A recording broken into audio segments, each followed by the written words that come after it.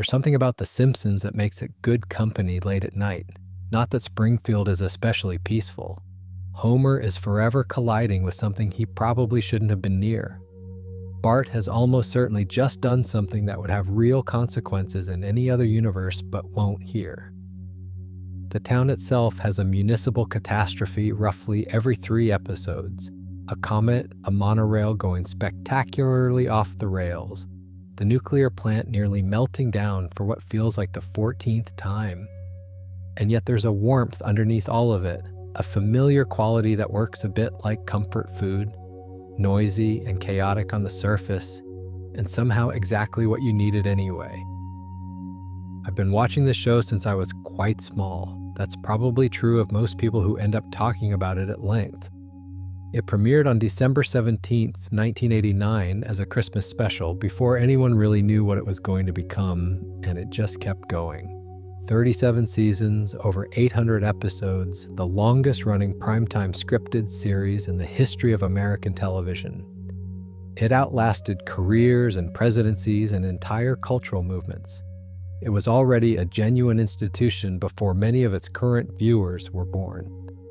And through all of that time, across every single one of those episodes, nobody in Springfield has aged a single day. Bart is still 10 years old. He was 10 when the show started in 1989, and he is 10 now, which means he is technically somewhere in his mid-40s in real time, and has been in 4th grade for longer than most people have been alive.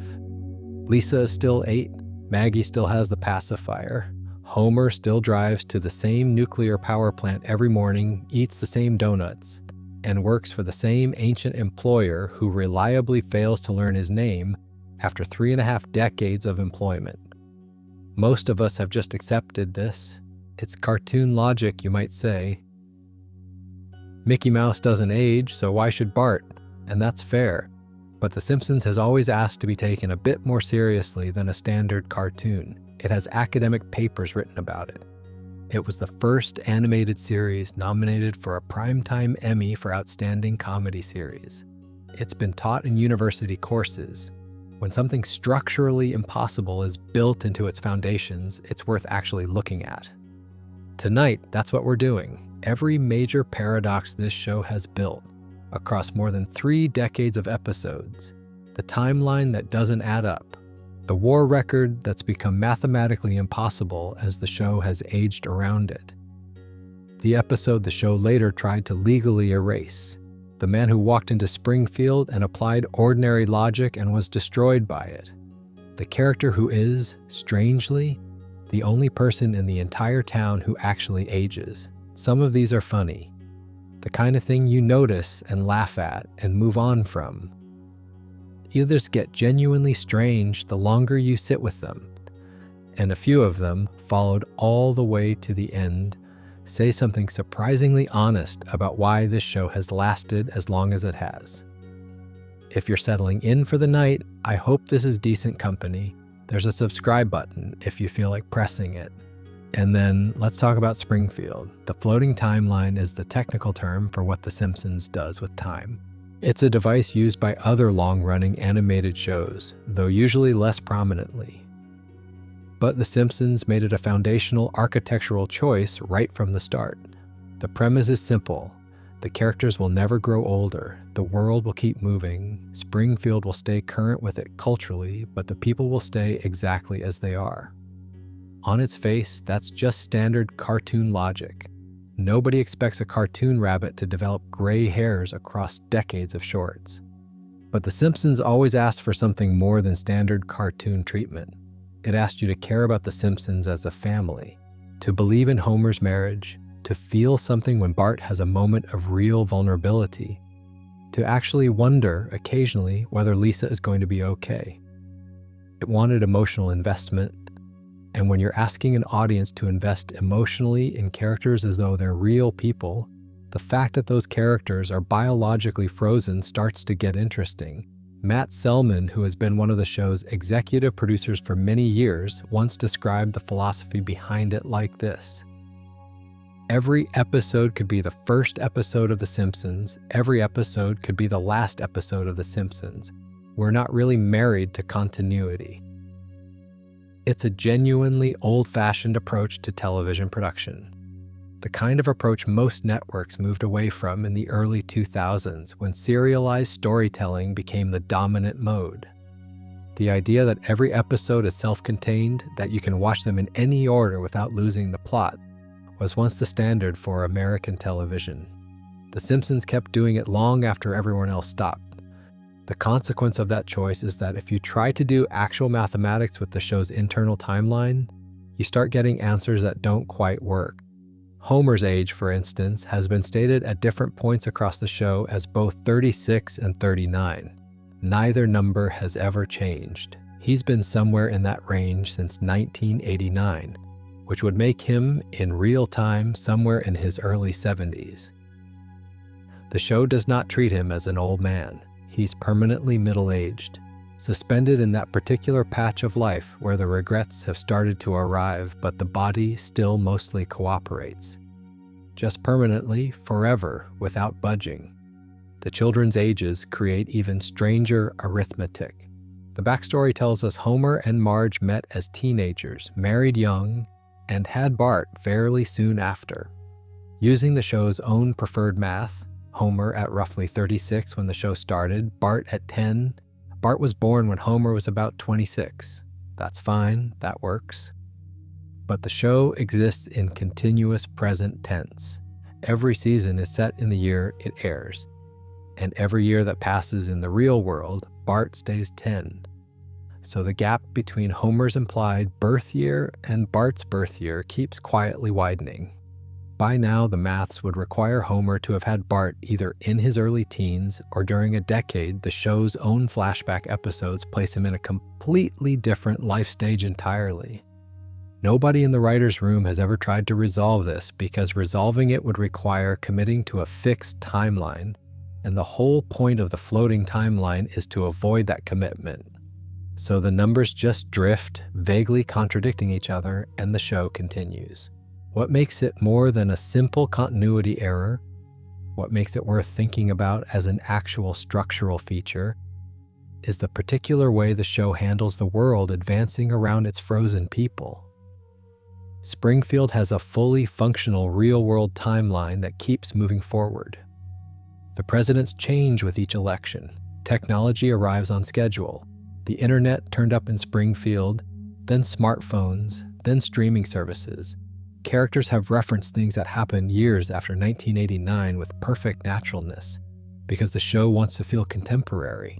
The jokes work better when they're current. If Homer couldn't comment on whatever's happening this week in American life, he'd start to feel stale. But the people stay still.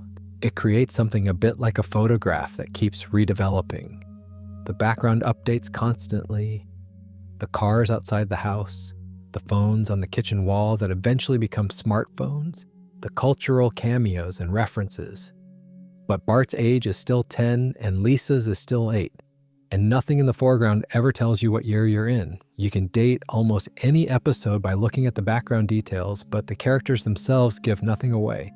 The show made its most tentative acknowledgement of all this in its 36th season when it aired an episode called Bart's Birthday. Remarkable in itself, after 35 years, they had never done that. No Simpson child had ever had an on-screen birthday. Bart turned, well, something. The episode was slightly ambiguous about the exact number. And then the season carried on, and Bart remained more or less 10, and the show went on as it always has. Whether it was the beginning of a genuine change or just a moment of self-awareness passing through, the people who make the show haven't been definitive about it, and honestly, I'm not sure I want them to be definitive about it. Here's what I keep coming back to. We've accepted Springfield's frozen time so thoroughly that most of us stop noticing it entirely. It's just the condition under which we watch. Bart is 10. Fine, we know he's 10. We don't do the maths because some part of us knows quite instinctively that the maths will ruin something. Springfield is the one place we visit where nothing irreversible happens, where Homer always comes home to Marge, where Bart always rides the same skateboard down the same hill, where Lisa practices her saxophone in her bedroom, working on a skill that the show will never quite let her fully use. because using it would require growing up, and growing up would require leaving. And leaving would mean Springfield was different. The frozen time isn't a logic error, it's the reason the show still works after all these years. These characters don't age because we need somewhere to come back to that stays the same. That's not a paradox in the end, that's an answer. There is one more thing worth saying about the frozen time before we move on. Watching The Simpsons as an adult, particularly if you grew up watching it as a child, creates a specific and strange experience that I don't think any other television show quite replicates. You are older than the characters now. Bart is 10 and you're not 10 anymore, and the gap between your age and his has been widening since the first episode you ever watched. You've changed more in the time you've been watching the show than the show has. You've had experiences, accumulated history, grown into and out of things, become a different person than the one who first sat down in front of Springfield. And Springfield is exactly the same. There's something about that asymmetry, the one place that doesn't change in a life that keeps changing, that I think explains a lot of people's relationship to the show. Not just affection, not just nostalgia, something closer to what you might call attachment in the psychological sense.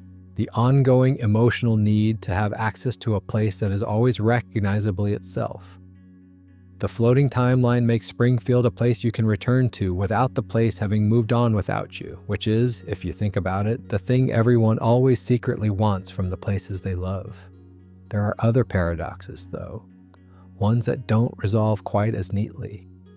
The next one has been quietly bothering fans with a mathematical streak since the early 2000s. The one where the show reached back into its own past and rewrote it. Before we move on, if you're enjoying this analysis, please consider subscribing. It helps the channel tremendously.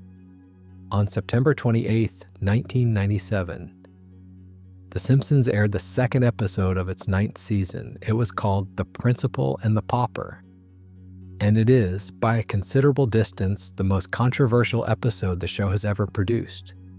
Not because it was violent or offensive or tasteless in any particular way, but because it reached back into 8 years of established character history, pulled the floor out from underneath one of the show's most carefully constructed supporting characters, and then, in the episode's final minutes, issued a fictional court order commanding both the characters on screen and, by clear implication, the audience watching at home, to forget that any of it had happened. The show tried to retroactively unhappen itself. And it didn't quite work. To understand why this episode matters as a paradox, you have to understand what Principal Skinner was before it aired. For 8 seasons, Seymour Skinner had been one of the show's best supporting characters. A Vietnam War veteran perpetually browbeaten by his overbearing mother Agnes, locked in an eternal losing battle with his most troublesome student Bart, and engaged in a tentative, slightly awkward romance with teacher Edna Crabapple. He had a consistent personality, a recognizable voice courtesy of Harry Shearer, and a fully developed backstory. His character had been explored in multiple episodes. Fans knew him well. At a party celebrating his 20th anniversary as school principal, which itself implies 20 years of consistent character history the audience had just accepted without thinking much about it. A stranger walks into Springfield Elementary. The stranger claims to be the real Seymour Skinner, and Principal Skinner, to everyone's shock including Agnes's, admits that the stranger is right. His real name, he explains, is Armin Tamzarian. He grew up in Capital City as a troubled young man, a street punk who ended up in the American Army to avoid a prison sentence for petty crimes. In Vietnam, he met and befriended the real Sergeant Seymour Skinner, a principled man who became Armin's mentor and something close to a moral compass. Skinner told Armin about his dreams. After the war, he wanted to come home to Springfield and become a school principal. When Skinner was reported missing and presumed dead in action, Armin returned to Springfield to give Agnes the news. Agnes, upon seeing him, simply assumed he was her son, and Armin, in a moment of grief and exhaustion, let her believe it. He stayed, he became Skinner, He lived out his mentor's dream on his mentor's behalf for 20 years, and nobody had ever questioned it. It's actually, in isolation, a fairly interesting story. The real Seymour Skinner, voiced by Martin Sheen, an actor Sheen himself has spoken about with some warmth, arrives in Springfield, reclaims his identity, and takes over as principal. For about half an episode, Springfield tries to adjust. The real Skinner is proper and upstanding and completely earnest, and Springfield finds him utterly insufferable. He lacks, in the words of one character, a certain pizzazz. Agnes, who had been agonist to Armin for decades, finds that she prefers the son she chose over the son she was born to. So Springfield does what Springfield does. The townspeople, led by Homer, decide they'd rather have Armin back. The real Sergeant Skinner, who gave decades of service, who survived Vietnam, who has every legal and moral claim to his own name and identity, refuses to cooperate. He tells them that he sacrificed his life for this country and he will not give up his dignity just because they find him boring. The townspeople tie him to a chair on a freight train car and physically run him out of town. And then Judge Snyder issues a decree. Armin Tamzarian will henceforth be known as Seymour Skinner. He will return to his job, and no one will ever mention the name Armin Tamzarian again, under penalty of torture. The decree is the show's most transparent moment of meta-commentary in its entire run. It is the show, inside the fiction, ordering its audience to do what the floating timeline always asks them to do. Forget, reset, pretend the last 30 minutes didn't happen, return to the status quo, and don't look too closely at the seams. The audience did not comply. Harry Shearer, who has voiced Skinner since the character's creation, recalled reading the script and telling the writers directly, "That's so wrong. You're taking something that an audience has built 8 years or 9 years of investment in and just tossed it in the trash can for no good reason." John Hine, who coined the phrase "jumping the shark" to describe the moment a television series makes a negative, irreversible change, listed this episode specifically. A 2007 essay in The Guardian argued that the show became stupid in 1997 and identified the principal and the pauper as the precise moment it happened. The name Armin Tamzarian came, incidentally, from a real person, a claims adjuster who had assisted episode writer Ken Keeler after a car accident. The real Armin Tamzarian, who was unaware his name was being used, sent Keeler what Keeler described as a curtly phrased letter after the episode aired, asking why his name had appeared. Keeler feared legal trouble. Tamzarian explained he was merely curious. The real Armin Tamzarian is now, as of last I checked, a California Superior Court judge. I find that genuinely delightful. What happened to the episode itself is a paradox within the show's canon structure that I find fascinating. The show never officially declared it non-canonical. It exists. It's on Disney+. You can watch it right now. But the show's subsequent behavior treated it as though it were. Flashback episodes in later seasons quietly showed Skinner as a lifelong Springfield resident. Agnes pregnant with him, Agnes raising him, establishing the Seymour/Agnes relationship as biological and long-standing, exactly as it had been before. The principal and the pauper said otherwise. Season 21's Boy Meets Curl showed Agnes blaming the unborn Seymour for costing her an Olympic spot in her youth. Later episodes showed him growing up in Springfield. The retcon was retconned. The show even called itself out on this in season 15 in an episode called I, Annoyed Grunt Bot. Skinner reprimands Lisa for informally renaming her new cat Snowball 2, which has previously been the name of a different cat, as a cost-saving measure rather than getting a new dish. He calls it a bit of a cheat. Lisa looks at him directly and says, "I guess you're right, Principal Tamzarian." Skinner quickly excuses himself and walks away. It's a small moment tucked into the middle of a different episode, and it's the show gently acknowledging through Lisa's voice that the whole situation is absurd. that the legal erasure didn't take, that everyone, the characters, the writers, the audience, is in on the fiction of forgetting. The episode exists in a state of what I can only describe as Schrödinger's canon. It happened and it didn't happen. It's on the streaming service, and it's been declared non-canonical by everything the show has done since. The name Armin Tamzarian is legally banned in Springfield, and Lisa says it anyway, and Skinner just leaves. And here's the thing I keep coming back to when I think about this episode. Not the controversy, not the continuity problems, not the justified frustration of fans who'd invested years in a character and felt the rug pulled out. Springfield didn't want the real Skinner. They had him briefly. They tried it. The real man with his real name and his real history stood in front of them. And they preferred the version that had been built over 20 years of performance. They preferred the character that Armin Tamzarian had made out of Seymour Skinner's dream. The copy had become more real to them than the original. There's something unexpectedly true about that. We build our relationships with people through time and experience, not through paperwork. Agnes chose her son, Springfield chose its principal. The real Skinner had every right. He was simply, and perhaps sadly, the less known one. Before we move on, if you're enjoying this analysis, please consider subscribing. It helps the channel tremendously. The Way We Ways is the 12th episode of the second season of The Simpsons. It aired on January 31st, 1991.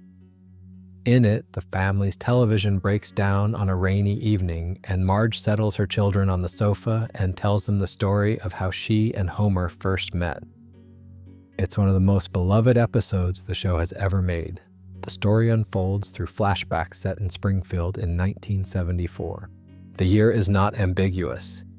It's confirmed several times through period-specific details, dialogue, and the general aesthetic of a very particular era of American suburban life.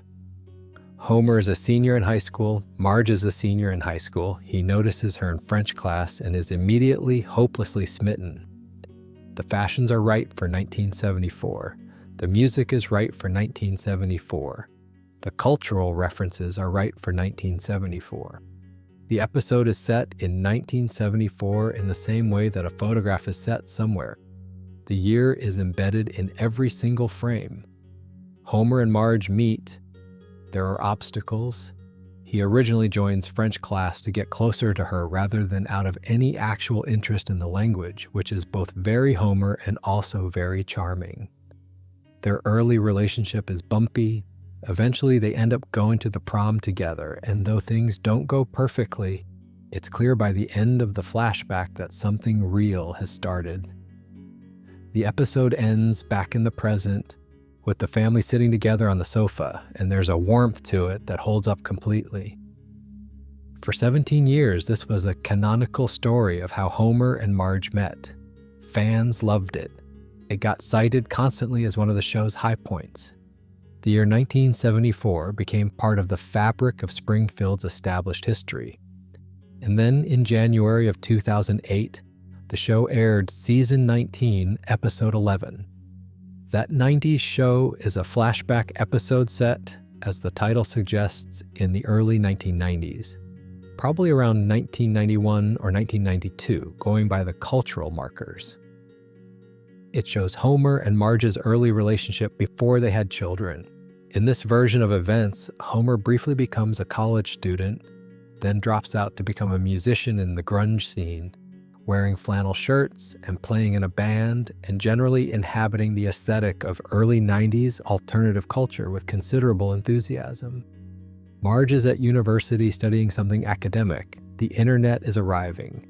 The cultural details are entirely, unmistakably early 90s. And here's the problem. In The Way We Was, Homer and Marge are teenagers in 1974.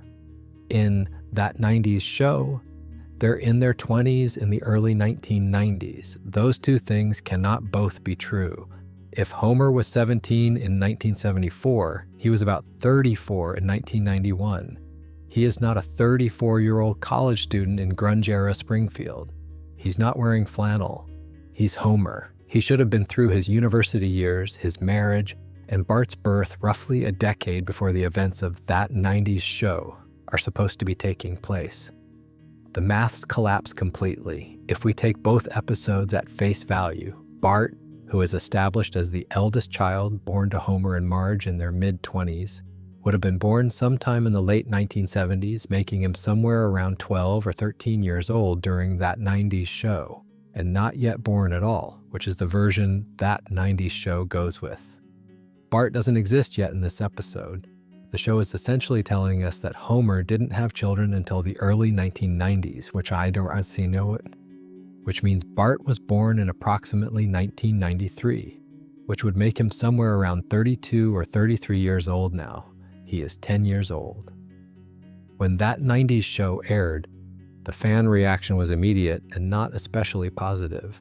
Online communities that had built up detailed timelines of Springfield's history found themselves having to either discard 19 years of carefully compiled continuity notes or declare the new episode non-canonical and carry on as before. Many people went with the second option.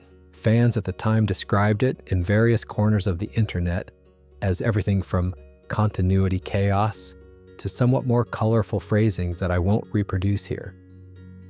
And here's the thing I find genuinely interesting about it. The show was not unaware of what it was doing. Producer Matt Selman's defense of the episode leaned on the elastic timeline concept. The show playfully reinterprets its own history to stay contemporary. The reasoning is that if Homer and Marge are always meant to be roughly middle-aged and the show is always set in the present, then their young adult years have to shift forward in time as the present advances. They can't be teenagers in 1974 forever because 1974 keeps getting further away. By 2008, 1974 was 34 years in the past. By now, it's over 50 years ago. A show with a 40-year-old Homer can't have him be a teenager in the mid-70s without the backstory feeling like ancient history. There's a logic to that, even if it makes fans who grew up with The Way We Was fairly unhappy. What makes it genuinely strange as a paradox is that the show didn't resolve the contradiction, it just added to it. That 90s Show didn't replace The Way We Was. Both episodes exist. Both are available to watch on Disney+. Both are part of the show's established catalog, so we have two canonical flashback episodes that directly contradict each other, and the show has never officially designated either one as the true version. Some academic attention was paid to exactly this pairing. A 2015 paper from the University of Hull specifically studied The Way We Was and That 90s Show as a case study in what happens when a floating timeline bumps into a fixed historical reference point, and then bumps into a second, incompatible fixed reference point many years later. The paper's conclusion was essentially that the most useful approach is to accept the fictional paradox rather than try to resolve it. That both flashbacks can coexist as long as you understand that neither one is meant to be taken as a precise historical document. I find that quite a reasonable position, actually. It acknowledges the strangeness without trying to explain it away. And That 90s Show adds one more small layer of paradox on top of all this. It contains references that acknowledge the earlier established timeline while supposedly contradicting it. Characters make comments that only make sense if the events of the first decade of the show's run actually happened when they appeared to happen, in the early 90s rather than 15 years earlier. The episode undermines its own retcon from within, which is either a mistake by the writers or the show quietly winking at the impossibility of what it's attempting. Either way, I find it more charming than frustrating at this point, because what The Way We Was and That 90s Show both get right, regardless of which decade they're set in, is Homer and Marge. The details change, the decade changes, the fashions and the music and the cultural backdrop change completely. But the story underneath is always the same. He fell for her completely and immediately. She wasn't sure, and eventually something quiet and genuine started between them. The decade is interchangeable because the people aren't specific people in the way that real people are specific. Homer and Marge are archetypes dressed in period costumes. They're what a certain kind of young love looks like in any given era.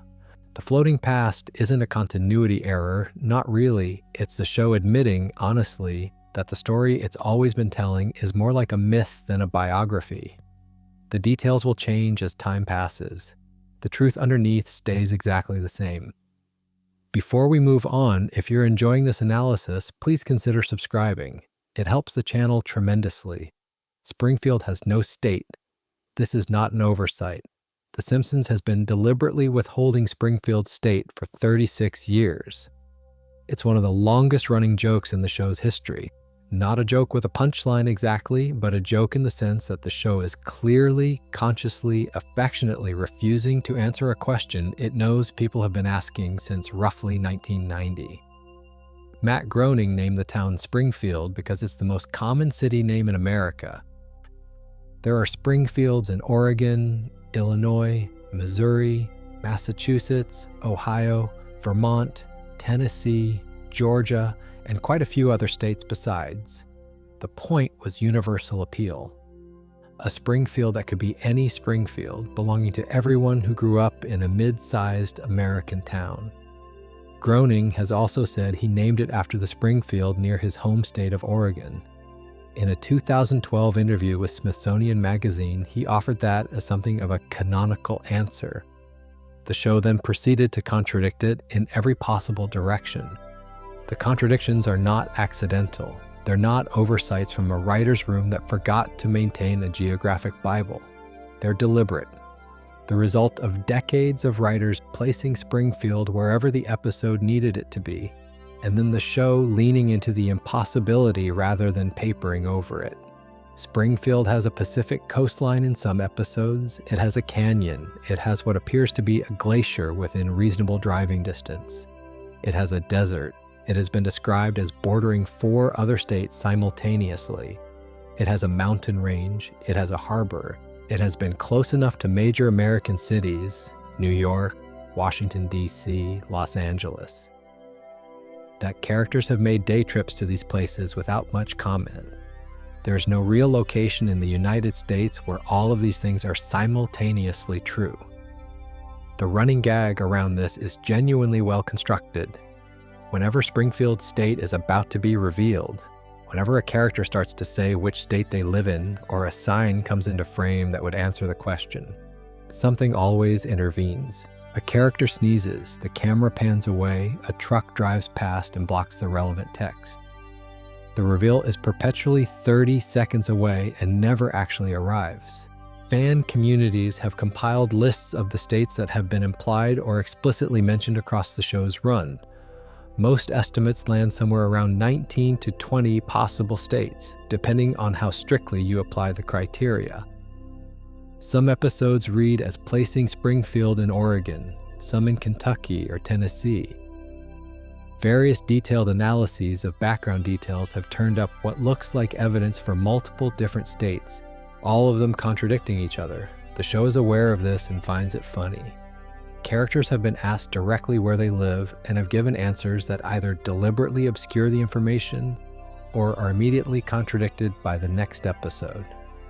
What I find interesting is what Springfield has physically accumulated over the decades alongside its impossible geography. It has 2 nuclear power plants.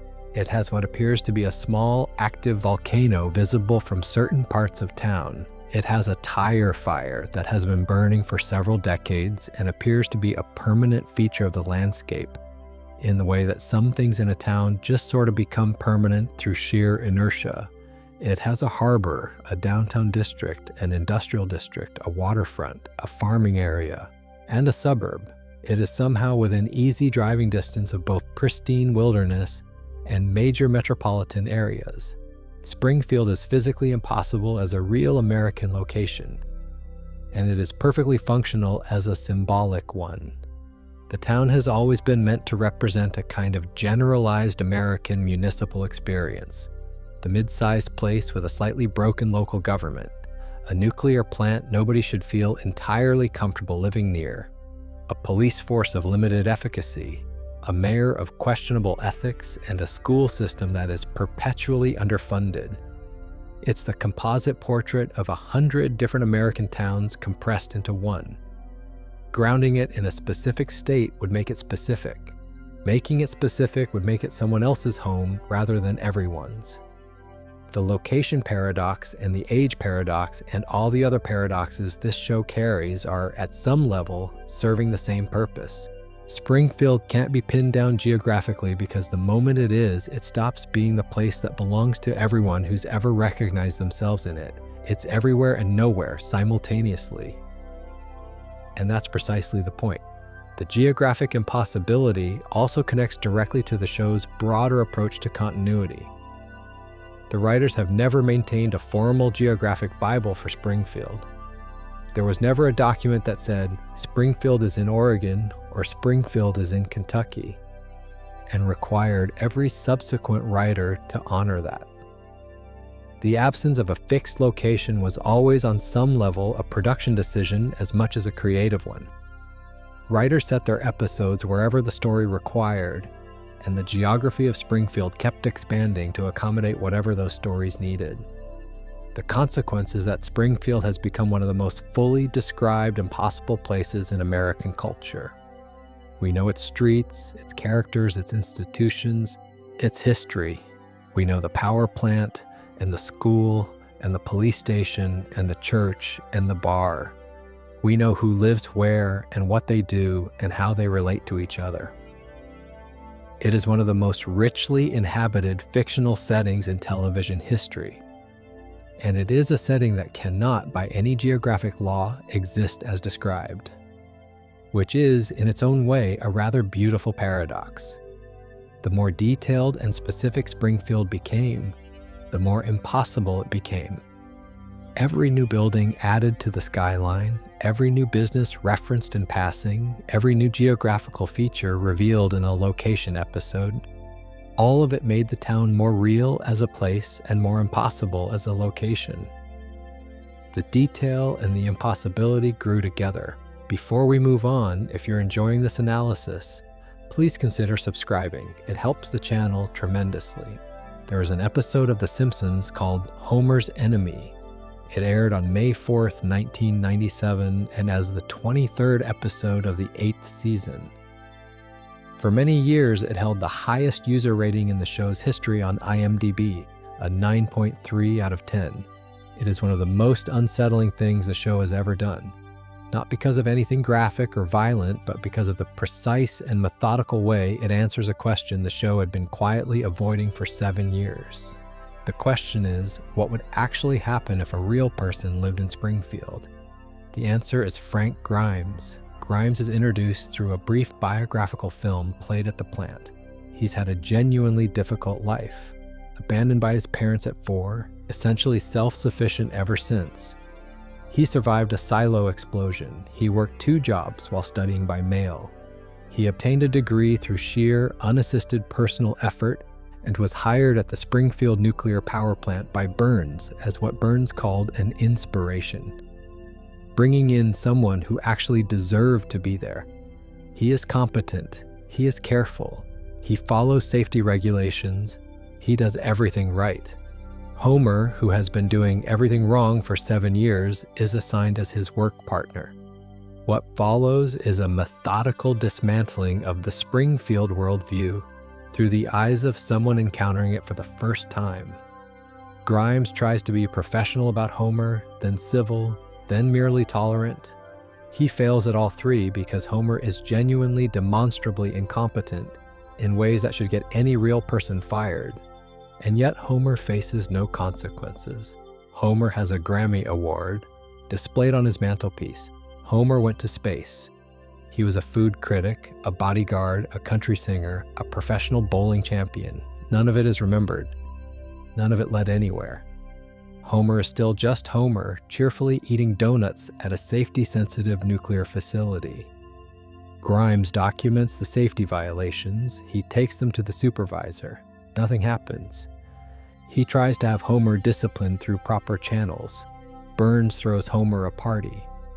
In a final act of frustrated ingenuity, he enters Homer in a model nuclear power plant competition designed for children, reasoning correctly that Homer will humiliate himself in front of everyone. Homer wins the competition. Grimes begins to unravel. He starts behaving like Homer, taking food without paying, talking with his mouth full, acting as though consequences are someone else's problem. He is demonstrating, through increasingly unhinged behavior, that the only internally consistent response to Homer's world is to become Homer. In his final breakdown, standing in the electrical lab, he grabs live high-voltage cables without safety equipment, pointing out as he does so that Homer has done things like this and survived. That Homer doesn't need safety gear, that Springfield's logic is not the real world's logic. He is electrocuted. He dies. His funeral is the episode's final scene. Homer falls asleep in his pew and starts talking in his sleep, making jokes, apparently having a dream, and the mourners laugh. The episode ends on that laughter. John Swartzwelder, who wrote a large portion of the show's most celebrated episodes, said the intention was to explore what a real person would experience in Homer's world. The answer is that they'd be destroyed by it. The world of The Simpsons works for its characters because those characters don't apply real-world logic to it. They run on Springfield logic, which is different. Effort doesn't guarantee reward. Incompetence doesn't guarantee consequence. Things happen to Homer not because he deserves them, but because he's Homer, and Springfield produces Homer-shaped outcomes for Homer-shaped people. Grimes couldn't switch modes. His entire identity was built on the real-world contract. You earn what you get, and what you don't earn, you don't deserve. He was right, and that correctness was precisely what killed him. Frank Grimes Jr., his son, appeared in a later episode to avenge his father. He also failed completely and was arrested. The Grimes family are, constitutionally, the wrong shape for Springfield. The real paradox of Homer's enemy isn't the plot. It's the admission embedded in it. The writers looked directly at their own creation and acknowledged, through an outsider who tries to apply ordinary human standards, that Homer's existence is structurally impossible by any real-world measure.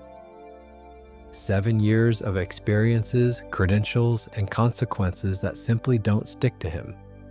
He resets endlessly back to Homer. Frank Grimes was the only person in Springfield who fully noticed this. And the show needed him to go, because if he'd stayed and kept pointing at it, the fiction would have started to pull apart. He saw through the seams survived. Before we move on, if you're enjoying this analysis, please consider subscribing. It helps the channel tremendously. Let me talk about Grandpa Abe Simpson and why, if you stop and think about it too carefully, the maths of his life have become quietly extraordinary. Abraham Simpson, Homer's father, has been a central character in The Simpsons since its earliest seasons. He lives at the Springfield retirement castle. He is given to long, rambling stories that frequently lose their thread, end abruptly at inconclusive moments, and occasionally veer into territory that other characters find alarming. He is the show's running joke about the way older generations relate their history to people who would really rather talk about something else. But underneath all of that, Abe has a proper backstory, and that backstory was always anchored in one central biographical fact. Abraham Simpson served in the United States military during the Second World War. This wasn't a throwaway detail, it was developed with genuine care. In the season 7 episode, Raging Abe Simpson and his grumbling grandson in The Curse of the Flying Hellfish, one of the better episode titles the show ever produced, we learn that Abe served in a unit called the Flying Hellfish, a platoon of soldiers who made a pact during the war to share the proceeds of a collection of stolen, valuable artworks hidden in Europe, with the last survivor claiming everything. The episode is affectionate toward Abe's wartime history, treats it as genuinely heroic, and develops his character meaningfully. It's one of the better Abe episodes, and it solidifies his World War II service as canon. In the show's early seasons, this made complete sense demographically. The Simpsons premiered in 1989. The Second World War ended in 1945. A man in his late 60s or early 70s in 1989, which is roughly where Abe sits, would have been somewhere between his late teens and mid-20s in 1945. That's the prime service age for a wartime soldier. The maths were right. The biography was coherent. The floating timeline has since made it quietly incoherent. Because the floating timeline keeps the present year moving forward while keeping the characters' ages fixed, Abe has remained roughly the same age, somewhere in his late 60s to mid-70s, as the years have continued to advance. In 2026, a man who is 70 years old was born in approximately 1956. The Second World War ended 11 years before that. He would not have been able to serve in it. A man who is 75 was born in 1951, still 6 years after the war. A man who is 80 was born in 1946, 1 year after the war ended. For Abe's World War II service to be mathematically viable at his apparent age in 2026, he would need to be somewhere in his late 90s or early hundreds. He would have been a teenager during the war, which makes the flying hellfish story plausible, but places him at an age he clearly isn't meant to be in the show's present. The show's response to this has been silence. Abe's war stories continue to be referenced. His wartime history continues to be treated as established fact. Nobody in the writer's room has attempted to recalculate. Nobody within the fiction has ever looked at Abe, done the maths, and said anything about it. There is, to be fair, a partial explanation available within the floating timeline logic. If you accept that the show exists in a perpetual present where the year is always roughly now, but the characters remain the same age they've always been, then Abe's World War II service is simply a fact about him that exists outside of strict temporal mathematics. It doesn't have to be chronologically possible. It's part of who he is, regardless of whether the arithmetic works out. This is also, I'd note, somewhat convenient. It gets stranger. In at least one episode, Abe also claims to have fought in the First World War as a child, lying about his age to enlist. The First World War ended in 1918. If taken seriously, that would put Abe's birth somewhere around 1900 to 1905, which would make him approximately 120 to 126 years old in 2026, which is not what he looks like, unless the radiation from the plant has affected him, which is a theory for a different video. The Simpsons wiki maintains a list of inconsistent continuities in the show that runs to considerable length, and Abe's timeline features on it multiple times. Different episodes have established different birth years for him through various flashbacks and passing references. The numbers don't converge. They scatter across several decades, each episode choosing whichever age works best for that particular story. And here's what I keep noticing about all of this. It doesn't actually matter in the way that the emotional content of the show matters. When Abe tells his war stories, they're funny and sometimes touching regardless of whether a 75-year-old man could have served in 1944. When the Flying Hellfish episode plays, it works completely as a piece of storytelling about a father and son and the weight of the past, and not a single second of its emotional impact depends on whether the chronology adds up. The show runs on feeling, not arithmetic, and for most viewers, for most episodes, that's exactly the right order of priorities. The paradox isn't really in the war record. The paradox is in what the floating timeline has quietly required over 35 years, that we accept as a condition of continuing to love the show, that some of its most emotionally true details can no longer be literally true at the same time. Abe's World War II service is a fact the show chose and the show needs, regardless of whether the calendar allows it. So the calendar gets quietly ignored, and we all, by unspoken agreement, look somewhere else. What makes the Flying Hellfish episode specifically worth returning to is that it's one of the most fully realized pieces of Abe and Homer's relationship in the entire run. The episode's B story involves Homer discovering his father's wartime history and feeling for a moment genuine pride in the old man, something Homer doesn't often feel toward Abe, whose stories usually bounce off him. There is a real tenderness in their interaction in that episode that the show earns through Abe's specific wartime detail. The story works emotionally, because the World War II history feels fully inhabited rather than merely referenced. And the impossible maths of Abe's age doesn't touch any of that.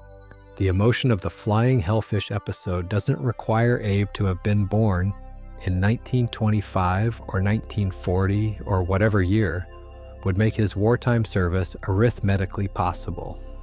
It requires Abe to be the kind of man who would have served and who carries his service with him, and whose son doesn't know this about him until an episode that airs 37 years into the show's run. The floating timeline's most charitable reading is this: the specific dates don't matter. What matters is that Abe is from a generation that went to war, that carries history that was shaped by events of genuine weight. The year is a placeholder, the character is real.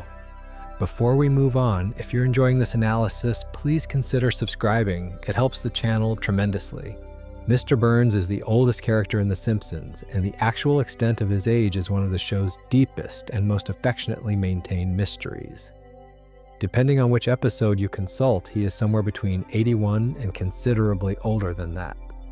One episode places his birth year at 1881. Another suggests he was alive and present at events from the early 20th century. A couple of passages taken at face value imply that he may have been alive during the Civil War era, which would put him somewhere north of 150 years old. The show has never resolved this and seems to have no intention of doing so. The contradictions are worth going through specifically because they span the show's entire run and are genuinely quite wide. In Burns Verkaufen der Kraftwerk, the third episode of the third season, Burns references having been at the plant since the 1950s. In Rosebud, the fourth episode of the fifth season, which is a lovely episode and a genuinely good use of the character, Burns is shown in flashback as a small child during what the visuals clearly establish as the early 1900s. The episode is about his beloved childhood teddy bear, Bobo, which he lost as a young boy and has been seeking ever since. The flashback is set somewhere around 1910 to 1920 based on the aesthetic details. Those two data points alone don't work together. A man who was a child in 1910 and started working at the plant in the 1950s would have been approximately 40 to 50 years old when he began. That's plausible on its own. But it places his birth around 1900 to 1910, which makes him approximately 115 to 125 years old in 2026.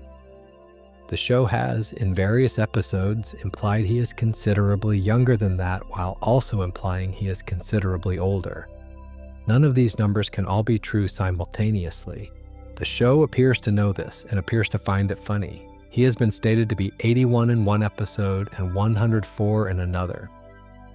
There is an episode in which he appears in what looks like a Civil War era photograph, which various fan analyses have taken as suggesting a birth date sometime before 1850.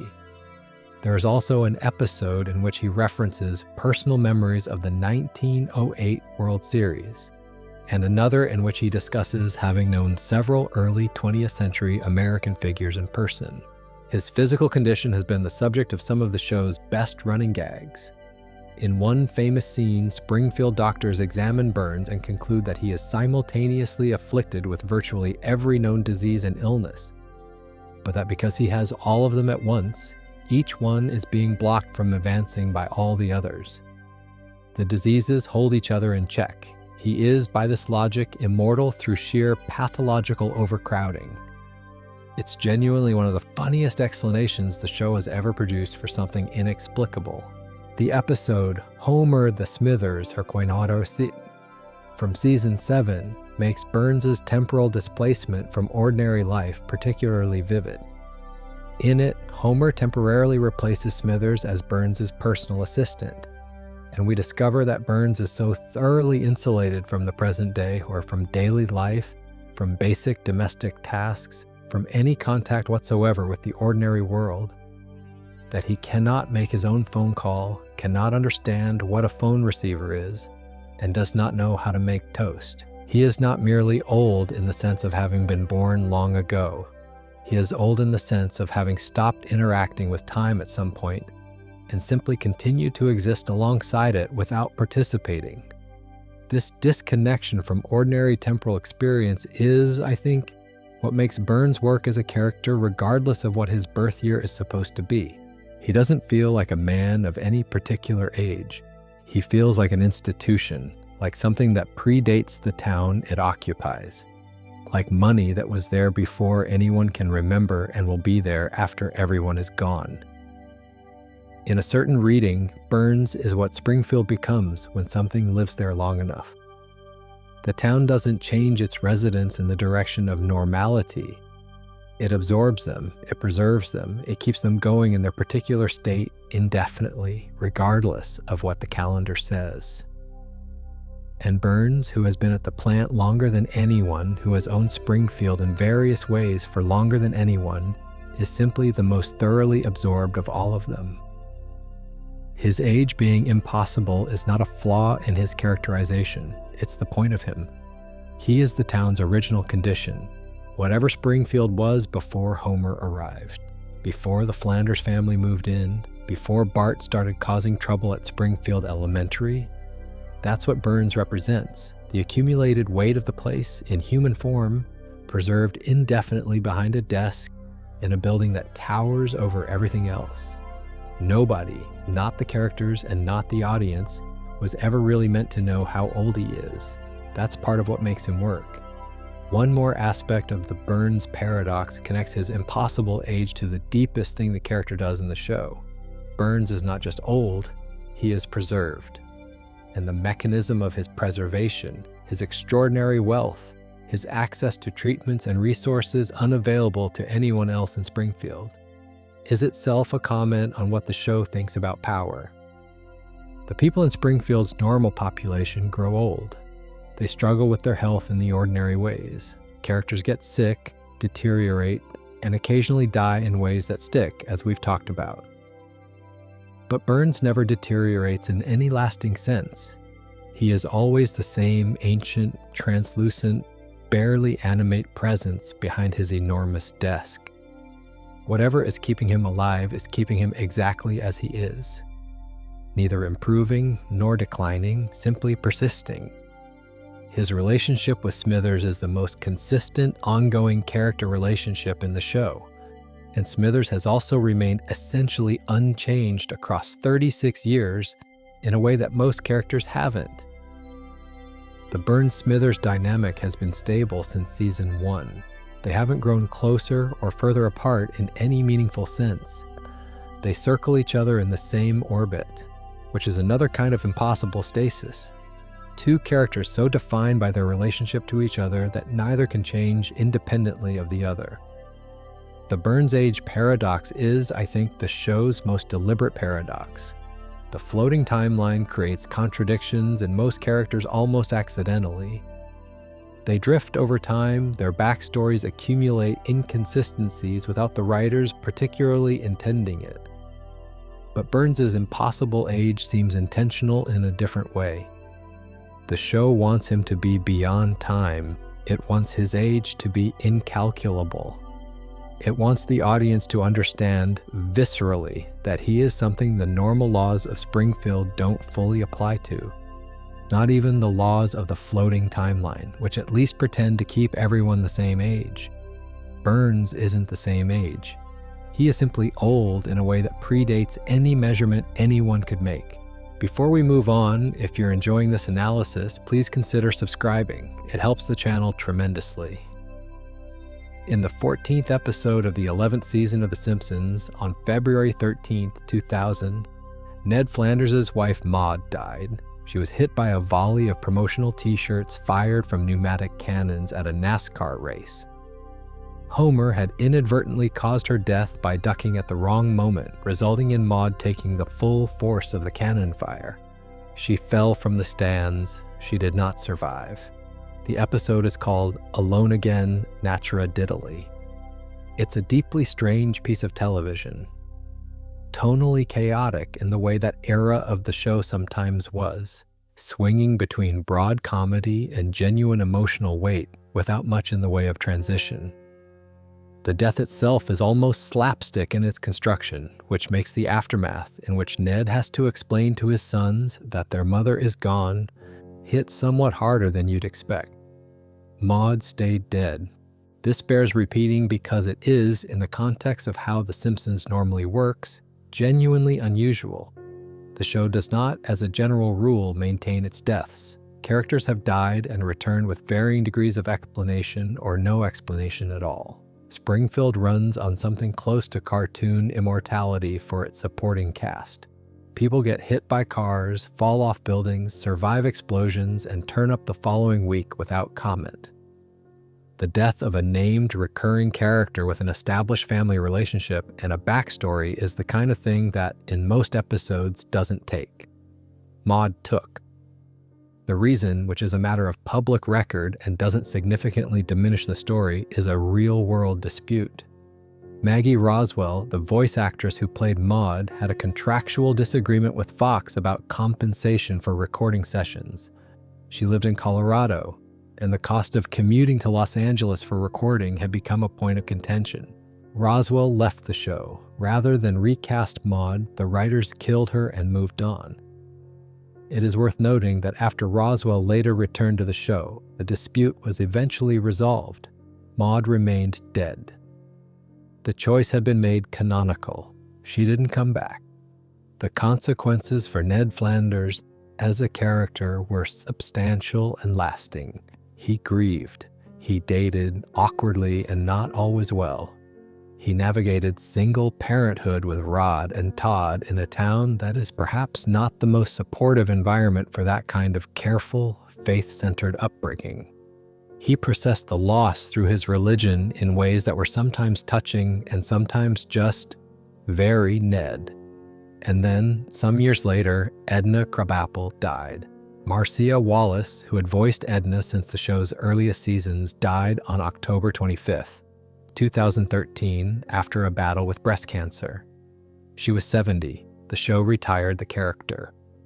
The episode, The Man Who Grew Too Much, from season 25, ends with a dedication to Marcia Wallace.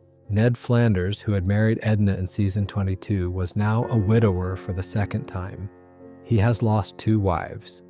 In a show where almost nothing is permanent and almost nothing of consequence stays changed, Ned Flanders has accumulated a romantic biography of genuine and specific tragedy.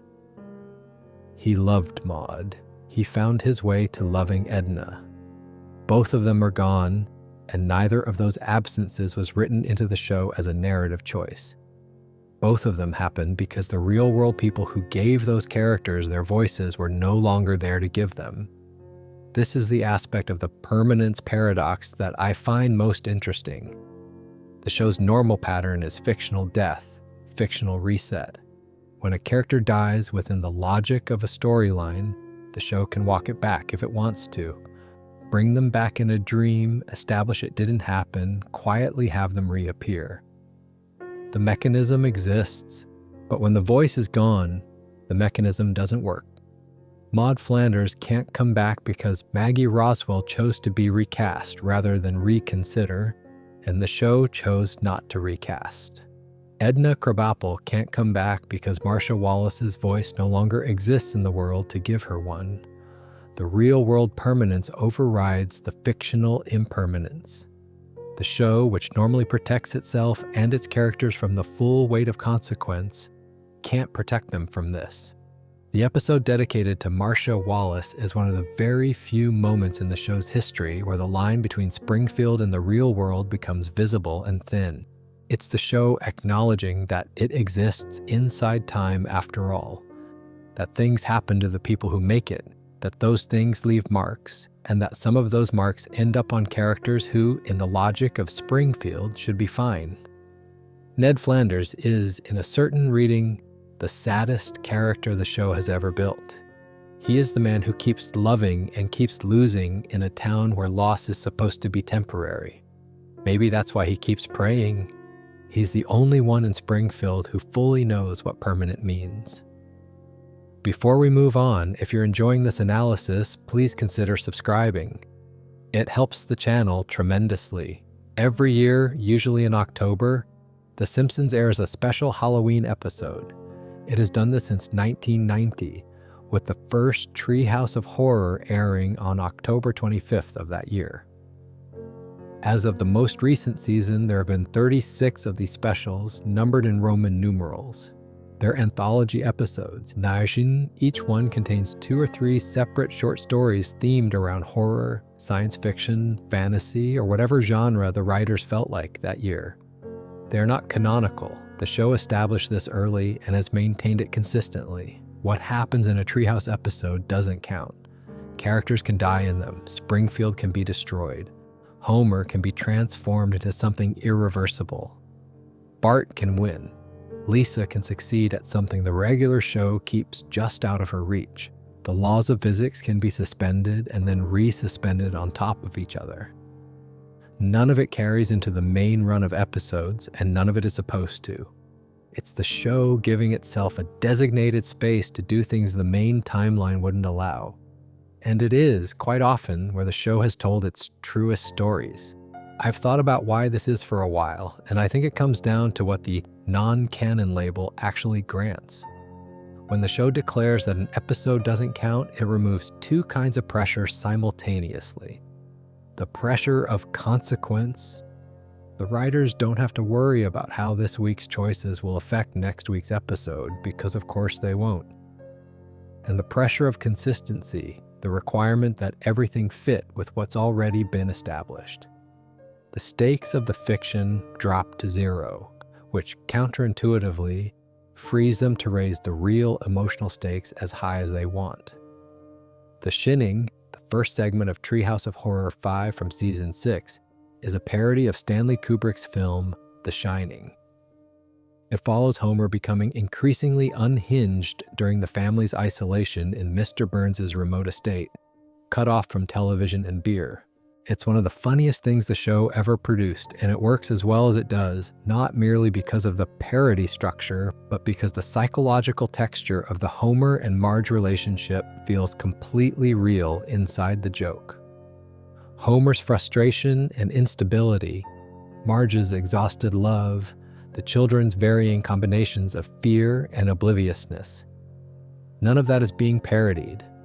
It's just there, doing what it does, inside a horror comedy about a murderous father and a haunted hotel.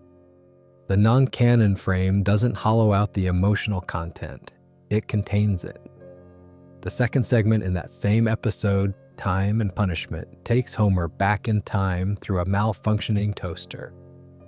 Every change he makes to the past produces a different and generally worse present. He keeps trying to fix it. He makes it worse in different ways each time.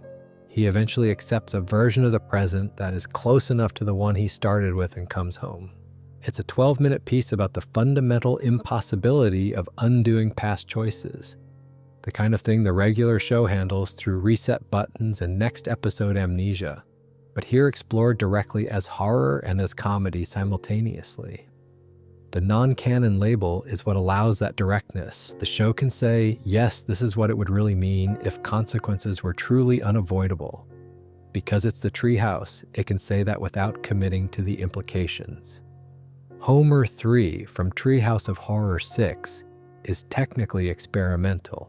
It was one of the first uses of CGI animation in a primetime animated series. But what lingers about it is the existential quality it takes on in its final minutes. Homer falls through a portal into a 3-dimensional world, and then when that world collapses, falls through into the real world. What the show means by the real world is live-action Los Angeles. Homer stands on a real street among real people and real cars, and is completely, utterly lost. He's a cartoon character standing in reality. He's the wrong shape in the wrong world. The segment lands him discovering an erotic cake shop and finding it to his liking, which is as it should be. But the moment before that is something the regular episodes can't quite produce. The genuine strangeness of Homer Simpson's existence, laid bare by removing the context that makes him function. The Treehouse format allows that kind of experiment precisely because there is nothing to lose. If it doesn't work, it didn't count anyway. Beyond the specific episodes, the format creates something structurally interesting in the context of all the other paradoxes we've been talking about. The regular show is built around stasis, the floating timeline, the reset, the return to baseline. Characters can't fundamentally change in the main continuity without threatening the show's essential architecture. The treehouse is where change is temporarily allowed, where mortality is briefly real, where Bart can die, Lisa can escape, Homer can become something different, Springfield can end. And in being temporarily allowed, these things reveal what's usually prevented. The sadness of certain treehouse deaths, and there are genuinely sad ones tucked inside the horror comedy framing, lands because we know it won't stick. We're allowed to feel it precisely because we know we won't have to carry it.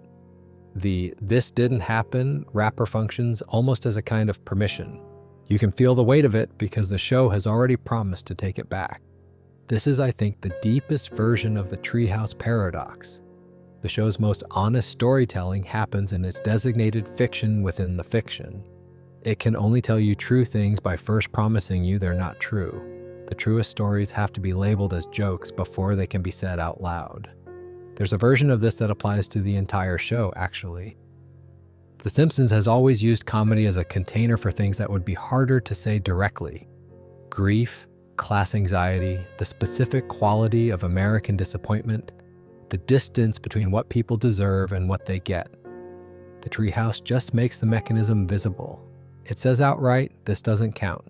And in saying so, it frees itself to count more than anything else. One small detail that I always find worth noting.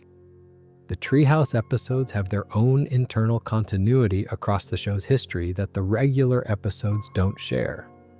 Characters who die in one treehouse episode can appear again in the next because none of it counts anyway. There's something almost democratizing about this. In the treehouse, everyone is equally temporary and equally safe. The usual stakes of Springfield, in which certain deaths stick and others don't, in which some consequences are absorbed and others aren't, simply don't apply. Everything is equally non-canonical. Everyone is equally fine.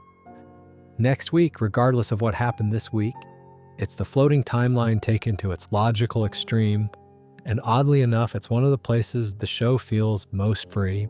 Before we move on, if you're enjoying this analysis, please consider subscribing. It helps the channel tremendously. There is one character in The Simpsons who ages. This is worth sitting with for a moment.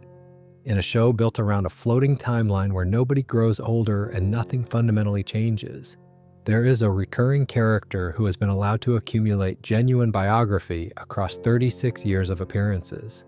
He is married, he's had a child, he's been through multiple prison sentences, multiple failed plans, multiple reinventions of himself, and a gradually evolving relationship with his own obsessions and his own history. He is, by any measure, the most fully developed recurring character in the show's canon. And he was almost certainly intended when he first appeared as a one-episode joke villain. His name is Robert Underdunk Terwilliger Jr. Springfield knows him as Sideshow Bob. He first appeared in Krusty Gets Busted, the 12th episode of the first season, as the sidekick to Krusty the Clown, a classically trained, highly intelligent performer reduced to slapstick humiliation in service of a clown he despised. He had framed Krusty for armed robbery. Bart uncovered the truth. Bob went to prison. The character was, in the usual pattern of animated television, expected to return to the background of Springfield and not be heard from again in any significant way. He kept coming back. And each time he came back, the show did something it didn't do for almost any other character in the cast. It let him remember. It let him carry his history forward. It let him develop in response to what he'd been through rather than resetting. The accumulated biography is genuinely extensive. He ran for mayor of Springfield through a campaign involving fraudulent votes from deceased residents.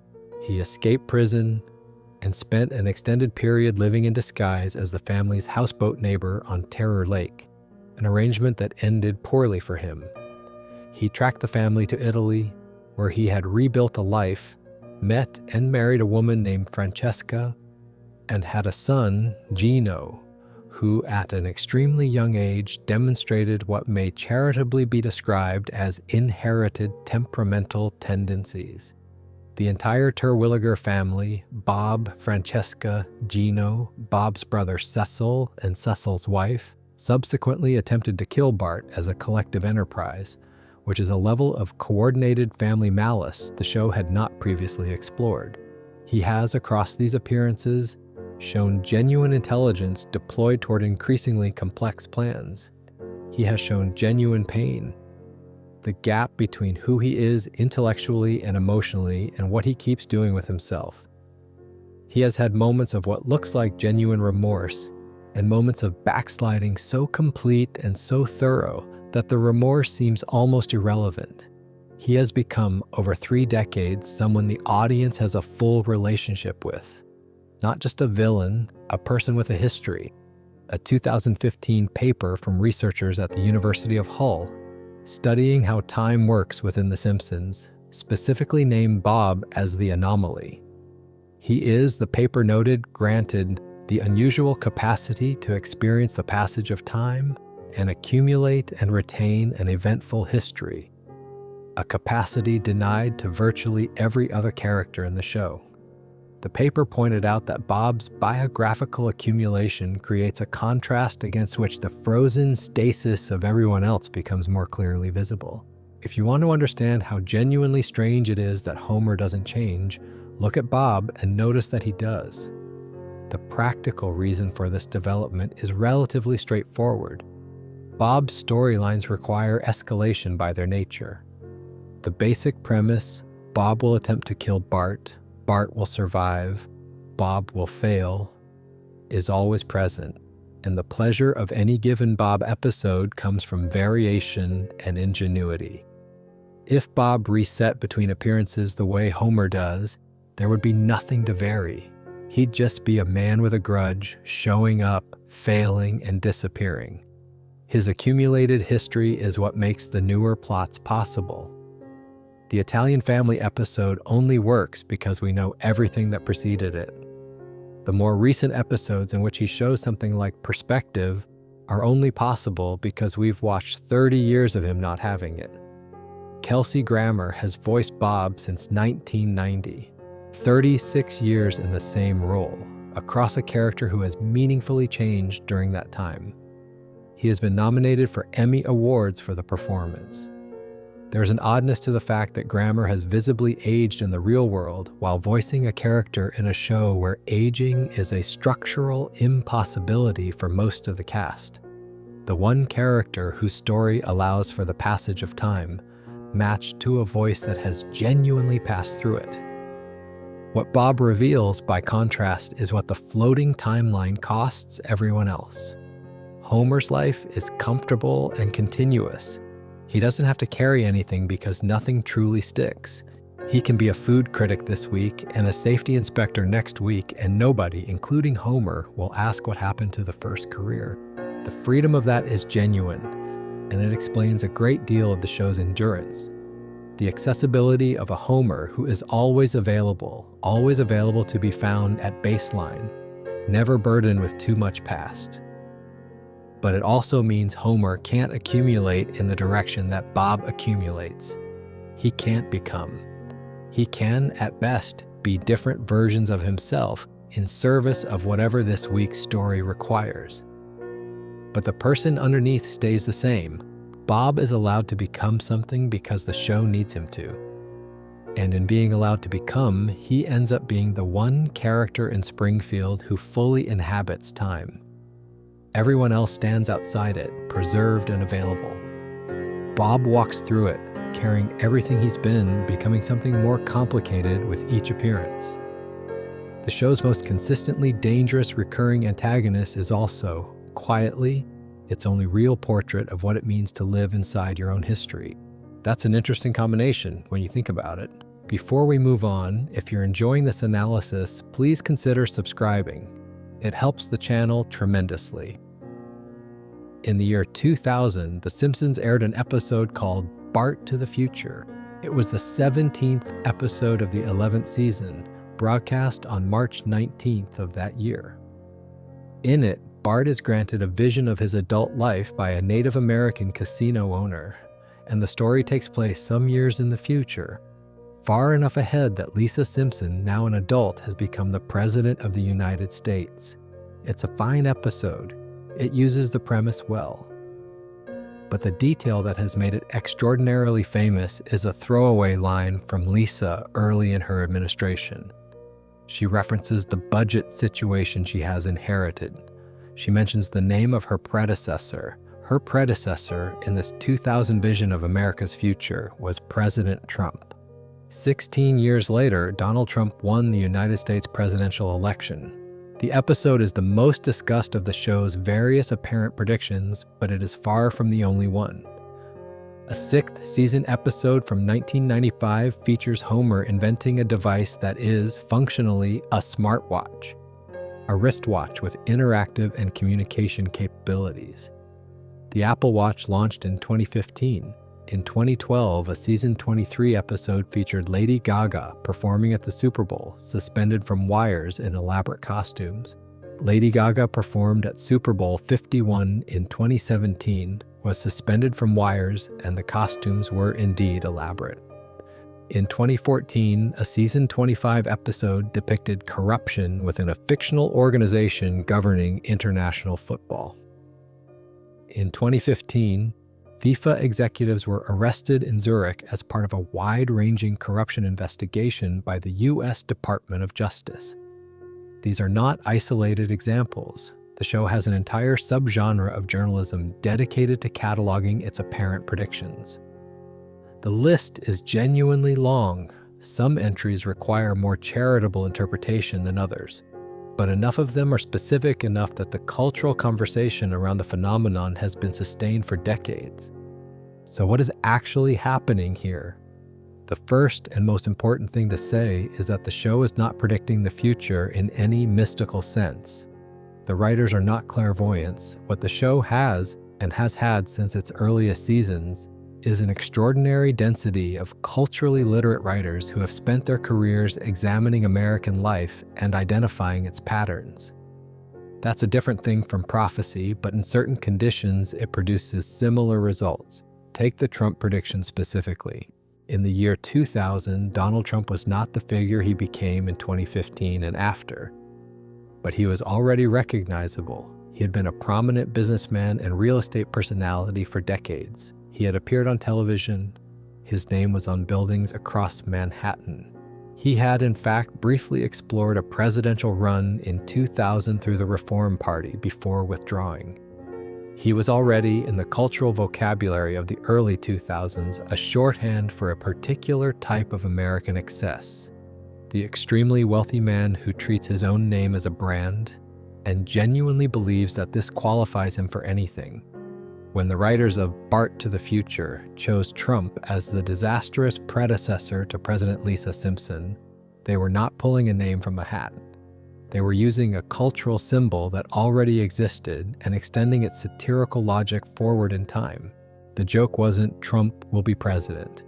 The joke was, imagine the most absurdly inappropriate possible American president. And Trump was the shorthand they reached for because he already stood for that idea in 2000. The prediction was accidental in the sense that the specific thing happened. It was not accidental in the sense that the show was accurately identifying a pattern in American life that eventually resolved in exactly the direction the satire implied. This is how most of the predictions work. They are not guesses about the future. They are observations about the present that turn out, in hindsight, to have been accurate about where the present was heading.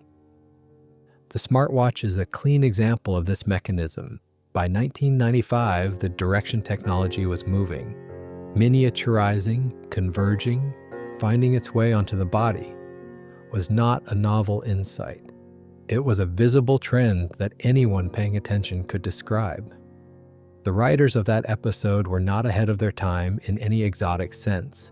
They depicted a plausible extrapolation of where things were already going. The Apple Watch arrived 20 years later because the technology needed time to catch up with the idea. not because the idea was somehow mysterious when it was written. The FIFA episode is perhaps the most interesting case for a different reason: a corrupt international football organization enriching its executives at the expense of the sport, operating with apparent impunity from a position of power. In 2014, this was not a difficult observation to make about FIFA. The organization's reputation was not a secret. It had been the subject of years of investigative journalism, persistent rumors, and documented evidence that multiple governments had been assembling for some time. The show wrote what careful observers of global football already believed to be true. The U.S. Department of Justice confirmed it the following year. There's a quality to sustained, intelligent satire that makes this kind of thing possible over time. A show that has spent 35 years closely examining American life and its patterns will accumulate an enormous amount of pattern recognition in its writers. They get good at seeing where things are heading, not because they have special information, but because they've been watching very carefully for a very long time, and they've built up, collectively, a detailed model of how certain kinds of situations tend to resolve. The floating timeline contributes to this in a structural way that's worth noting. Because The Simpsons is always set in the present, it can depict possible futures without committing to them. It can say, imagine this is 20 years from now, without having to worry about whether that projection squares with established continuity, because the show's timeline is already elastic enough to accommodate almost anything. The future set episodes are essentially freestanding thought experiments. They don't have to be right, they just have to be funny and plausible. Some of them turn out to be right anyway. There's also a selection effect worth acknowledging honestly. The show makes a very large number of predictions over 35 years, in the sense that it makes a large number of jokes about what the future might look like. Most of those jokes don't come true. The jokes that don't come true don't generate articles. The jokes that do come true get written about extensively, compiled into lists, discussed on social media, and added to a growing cultural mythology about the show's oracular qualities. What we're seeing in the predictions discourse is largely confirmation bias doing its work. The hits are remembered and the misses aren't. But the hits that do land are landed by craft, not luck. They land because the show has been paying attention consistently and seriously to the same subject, American life and its contradictions, for longer than most television programs exist. And 35 years of attentive observation produces a kind of knowledge that goes well beyond what any individual episode could contain. There is one more layer to this that I find genuinely difficult to resolve. A show watched by hundreds of millions of people over 3.5 decades is not culturally neutral. It shapes, in small and large ways, the shared vocabulary of the culture it's watching.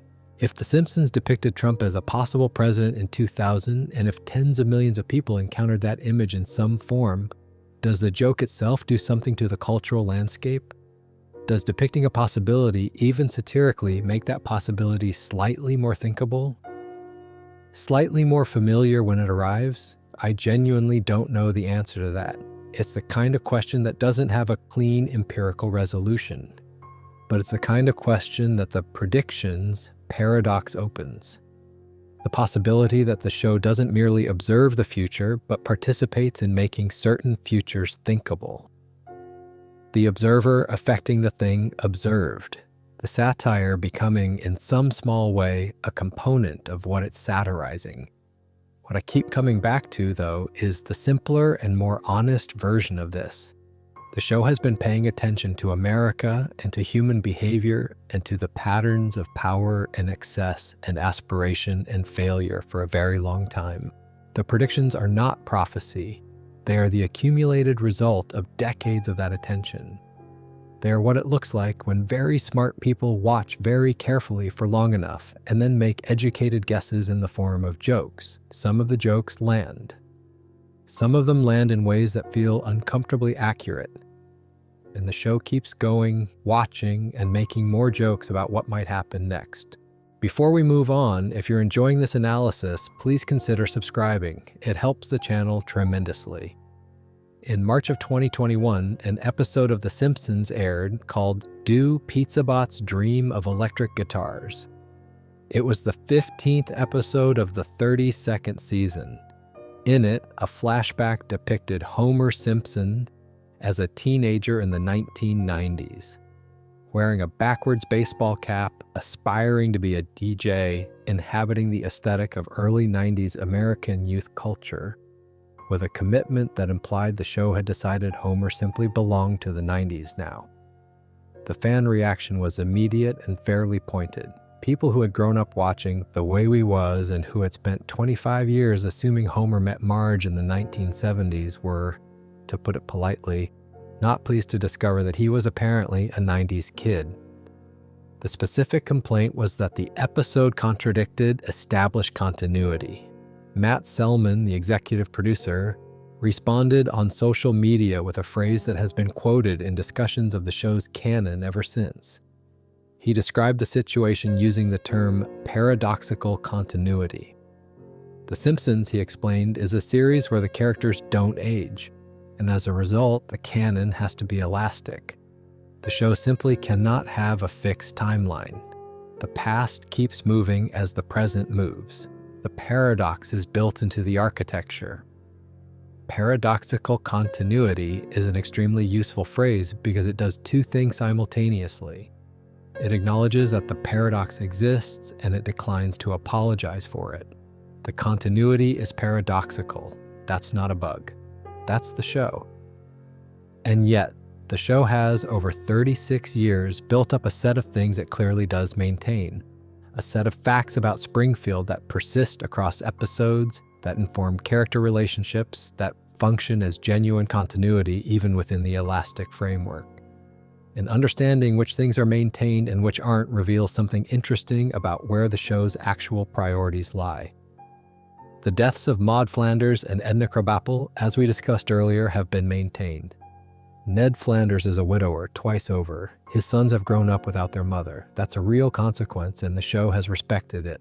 Milhouse Van Houten's parents divorced in season 8 in an episode called A Milhouse Divided. That divorce has remained canonical through every subsequent season.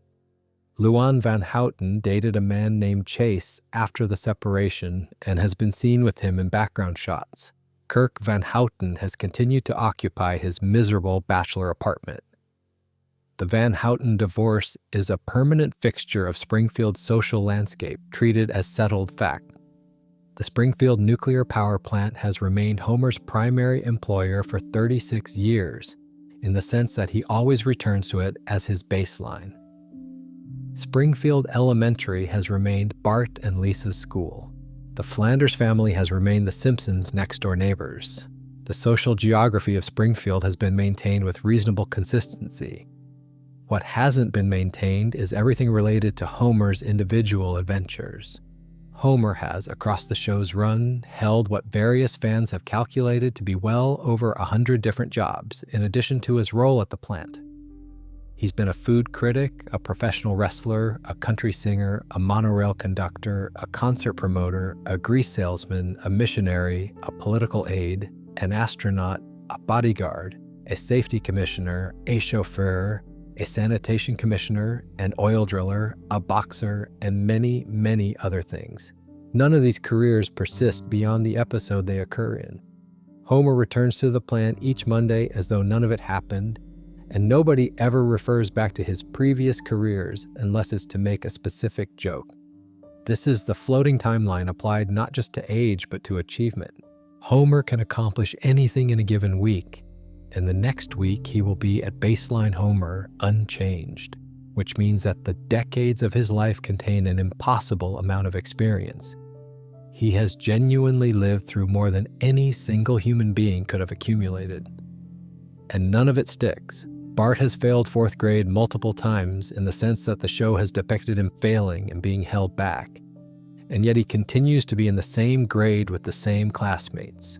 Lisa has won academic awards, published essays, participated in academic competitions, and achieved recognition for her intelligence in various forms.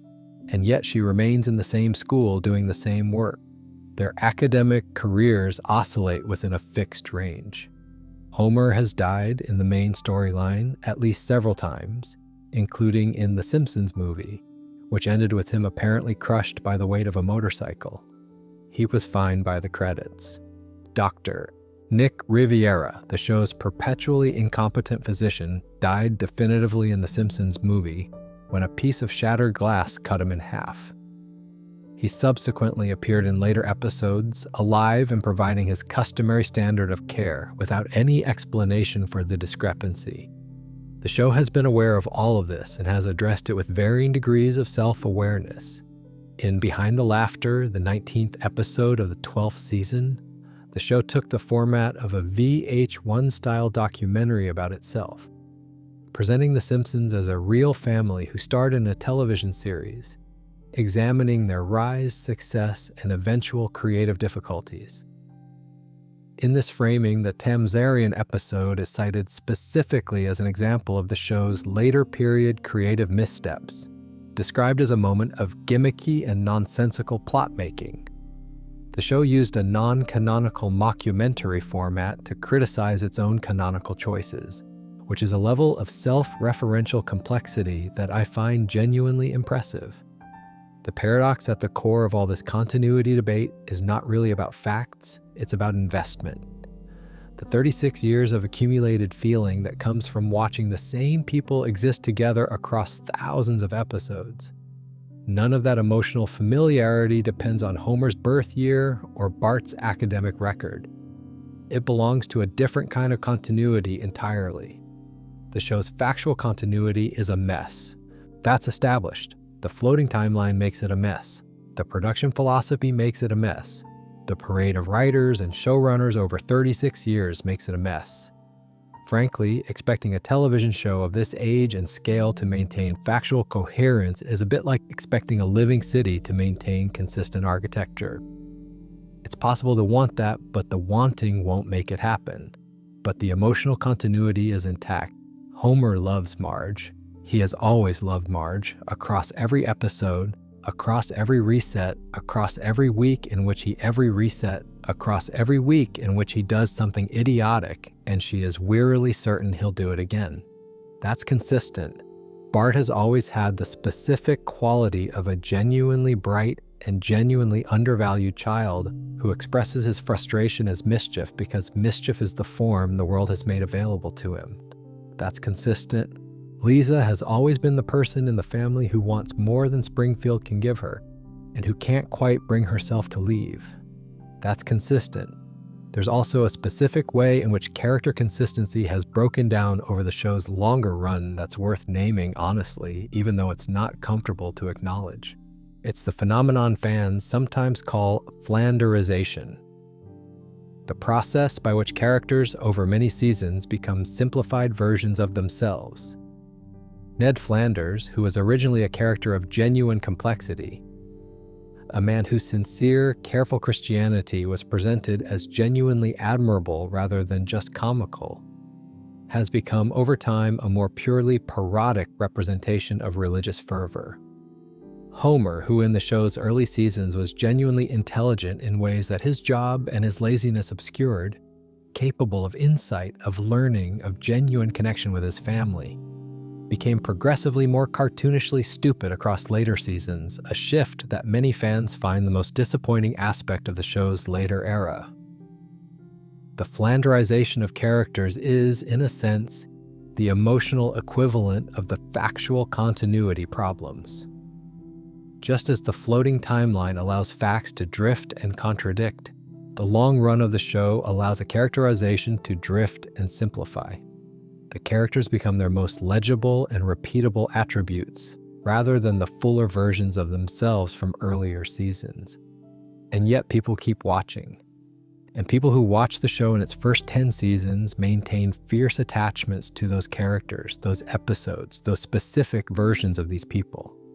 The emotional canon, and the Homer of seasons 1 through 8, the Marge who is complicated and loving and occasionally quietly desperate, the Bart who is genuinely hurting underneath the performance. That canon is fixed in the minds of millions of people and is not dislodged by any number of later episodes or retcons or character drift. The show owes its audience, I think, the respect of acknowledging this. The factual continuity can be elastic. It has to be. But the emotional continuity, the sense that these characters are who we understood them to be, that's what 36 years of investment has earned. The feelings are canon. The specific feelings associated with specific characters at the times when those characters were most vividly themselves. And here's what I keep coming back to at the end of all of this. The paradoxes don't undermine the show. They're not embarrassments. They're evidence of longevity. A show with no contradictions is a show that hasn't been around long enough to contradict itself.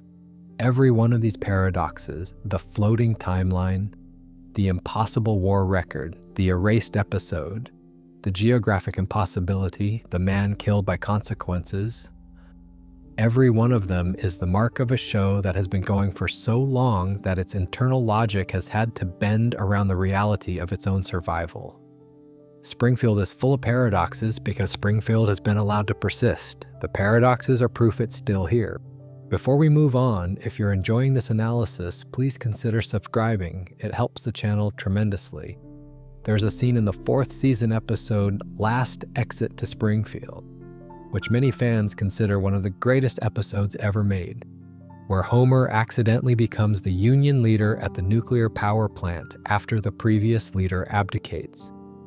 Homer knows nothing about union negotiation.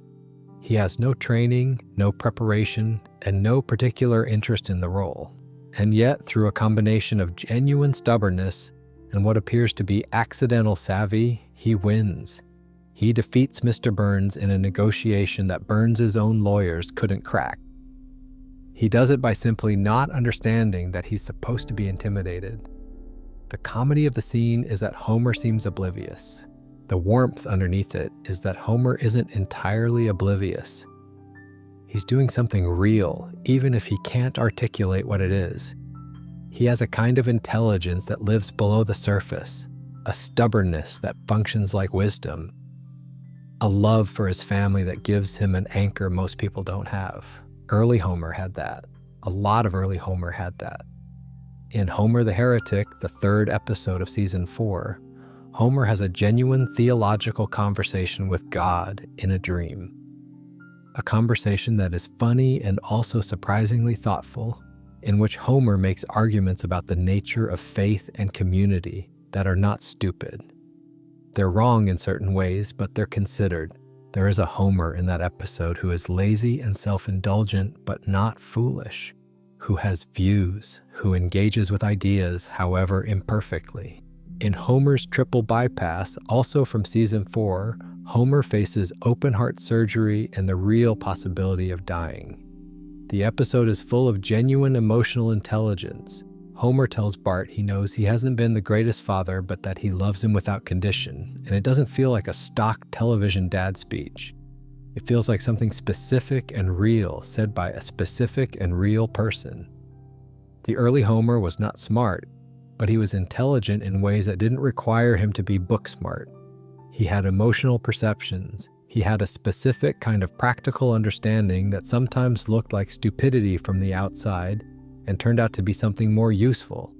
He was a lazy, selfish, frequently oblivious person who was also, at his best, capable of genuine insight and genuine love.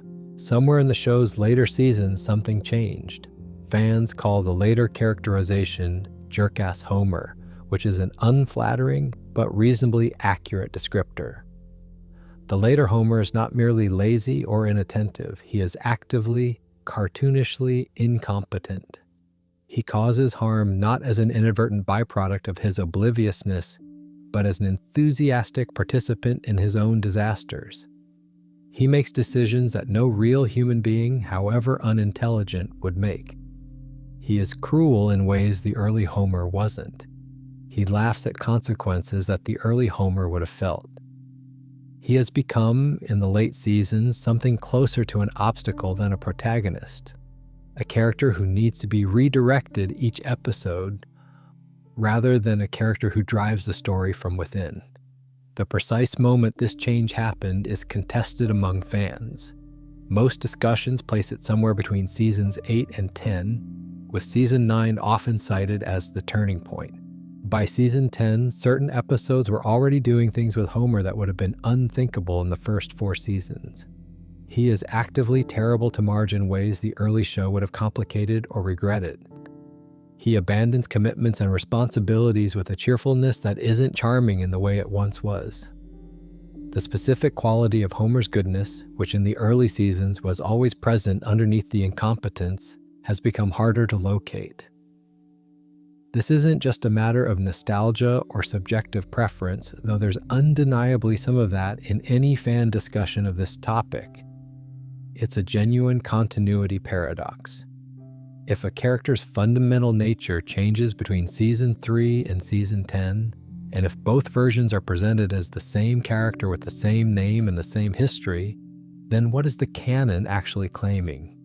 That Homer Simpson was one kind of person in 1992 and a different kind of person in 1999? That the character exists as a statistical average of all his iterations across all his seasons? The practical explanation for why this happened is understandable. The show ran for a very long time. The writers who knew early Homer and had specific ideas about who he was were gradually replaced by writers who knew the show from outside and who wrote to its highest rated moments rather than to its deepest characterization. The highest rated moments were often the broadest moments. Homer falling downstairs, Homer screaming, Homer doing something physically catastrophic and immediately suffering for it. That's funny. But it's a different kind of funny than Homer accidentally outmaneuvers Mr. Burns' lawyers through sheer, unmovable love for his family. There's also a specific institutional pressure that seems to produce this kind of drift. A character who is genuinely ambiguous, smart in some ways and oblivious in others, capable of insight and also capable of great foolishness, is harder to write consistently than a character who is simply and completely one thing. The more completely Homer became dumb guy who does dumb things, the easier he was to write to brief. The more consistent he became in one dimension, the less interesting he became in 3. The paradox this creates for the show's canon is an interesting one. Fans who love The Simpsons most deeply tend to love the version of Homer from the first 8 or so seasons. That Homer, the one who wins against Mr. Burns through stubbornness, who tells his son he loves him before possible surgery, who runs a union negotiation through authentic stubbornness, is the Homer they form their attachment to.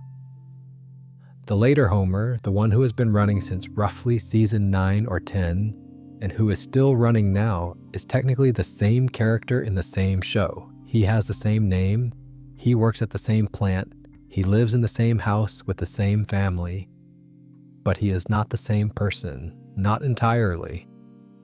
And the show has never addressed this because addressing it would require acknowledging a change that the floating timeline and the production philosophy both instruct everyone to pretend hasn't happened. Homer's characterization has drifted the way his biography has drifted, gradually across many years, with no single moment of declaration, in ways that only become visible when you compare across a long enough time span. The emotional continuity that I argued matters most in the previous section, the consistent feeling of who these characters are, is exactly where the later show's characterization drift has done the most damage. It hasn't touched the facts of Homer's life particularly. He still works at the plant. He still loves Marge. But the feeling of Homer, the texture of his inner life, the specific quality of his goodness, that has changed in ways that are harder to track and harder to dismiss. What I keep thinking is that the Homer of Last Exit to Springfield and the Homer of many later seasons are both called Homer and both live at 742 Evergreen Terrace, and the show would like you to treat them as the same person. And mostly through habit and affection and the accumulated weight of decades of watching, we do. We extend the early Homer's goodness to the later Homer by default, filling in the gap between what the show is giving us and what we know Homer is actually capable of. That gap is its own kind of paradox. It's the paradox of what a long-running character owes to the version of himself that people fell in love with, and whether the debt can be repaid when the conditions that produced the original are long gone. Before we move on, if you're enjoying this analysis, please consider subscribing. It helps the channel tremendously. In May of 1995, the final episode of The Simpsons' 6th season ended on a cliffhanger. Mr. Burns, the show's most enduring villain, had been shot. He had collapsed in the town square of Springfield. Nobody knew who had done it. The episode ended on the image of Burns on the pavement, and the show went on summer hiatus, and the question hung over the following months in a way that, for the mid-1990s, was genuinely novel for an animated series. The Who Shot Mr. Burns tour storyline was the show's most deliberately theatrical event. The first part, Who Shot Mr. Burns, Part 1, aired as the Season 6 finale on May 21, 1995. The second part aired as the Season 7 premiere on September 17, 1995. It was the only two-part episode in the show's history up to that point and has remained so. Fox ran a promotional contest inviting viewers to submit their guesses about the shooter's identity. Merchandise was produced. The show leaned into the whodunit format with its full energy, providing genuine clues across both episodes and a suspect list that included almost every recurring character. The resolution, when it came, was one of the most discussed Simpsons moments in years. The shooter was Maggie Simpson. Maggie, the baby. 1-year-old approximately, give or take the floating timeline. She had reached into Burns's jacket during a confrontation at the Simpson house. His gun had fallen out, and in the struggle it had discharged. Burns had staggered to the town square and collapsed. The shooting was, depending on your reading, either accidental or not. The camera angle at the crucial moment is ambiguous enough to have been debated since 1995. As a resolution, it was clever and genuinely surprising. Nobody had seriously considered Maggie as the shooter because nobody expected the show to go there. And it worked, both as a narrative choice and as a joke about the detective genre, which always resolves on the least likely suspect. But the paradox isn't in the mystery. The paradox is in what the shooting meant for the show and the town afterward. Burns survived. He recovered. And then Springfield mostly forgot about it. This is not entirely true. There are subsequent episodes that acknowledge the event, and Burns's relationship with The Simpsons was briefly affected by the knowledge that the shooting came from within their household. But the lasting consequences of a prominent citizen being nearly murdered by a family in his employ, with the specific complication that the shooter was an infant, were not what you might expect.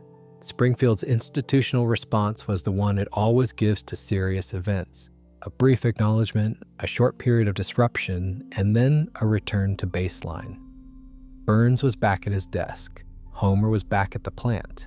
Maggie was back in her high chair. The shooting also created a specific and fascinating paradox around Maggie herself. Maggie is one of the show's deepest mysteries in a way that doesn't always get the attention it deserves. She is 1 year old. She's been 1 year old for 37 years. She has, across the show's long run, demonstrated remarkable abilities for a 1-year-old.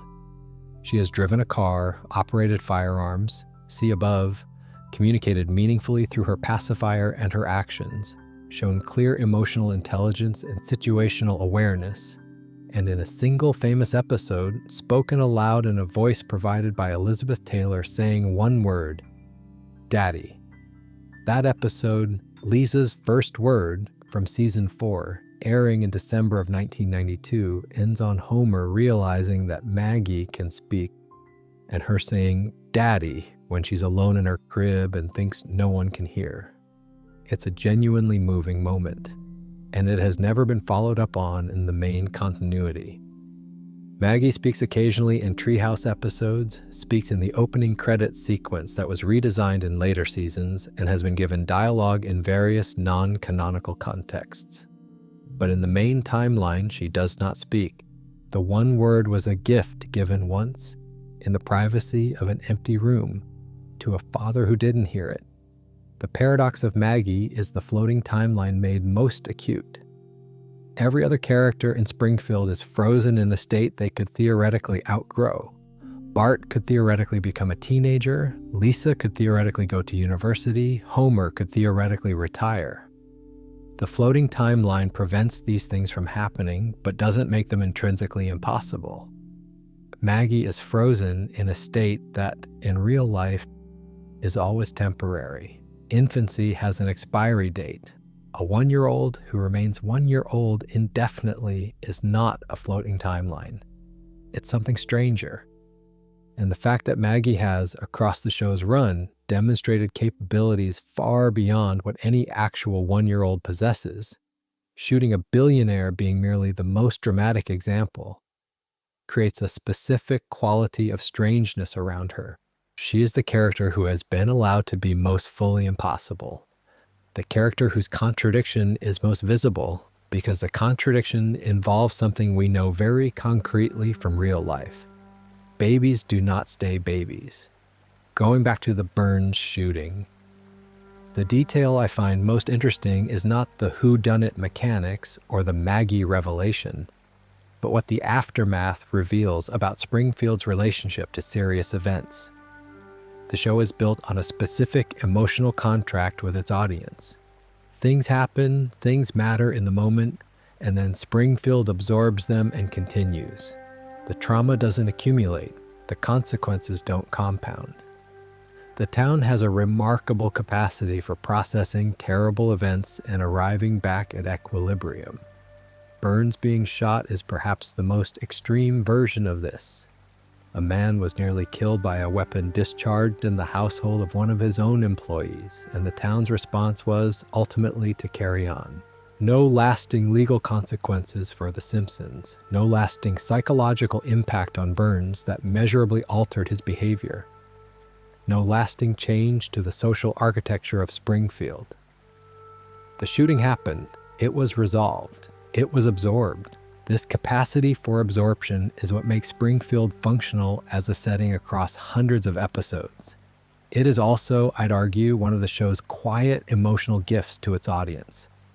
We watch Springfield absorb terrible things and come back to baseline, and somewhere in watching that, we absorb something ourselves. A demonstration repeated weekly for 37 years that things can happen and the world can keep going, that a town can survive being shot at, literally, and still have dinner, and still have the theme song play, and still have the couch waiting at the end of the opening credits. The bullet didn't stay in Burns, the moment didn't stay in Springfield, but it happened. It always will have happened. And Maggie, 1-year-old, sitting in her high chair with her enormous eyes and her pacifier, knows something none of the other characters do. She knows what she's capable of. She simply hasn't said. Before we move on, if you're enjoying this analysis, please consider subscribing. It helps the channel tremendously. The Simpsons has been renewed through season 40. That was confirmed in April of 2025, described as a mega deal with Disney, the show's current parent company. Season 40 will arrive sometime in the late 2020s.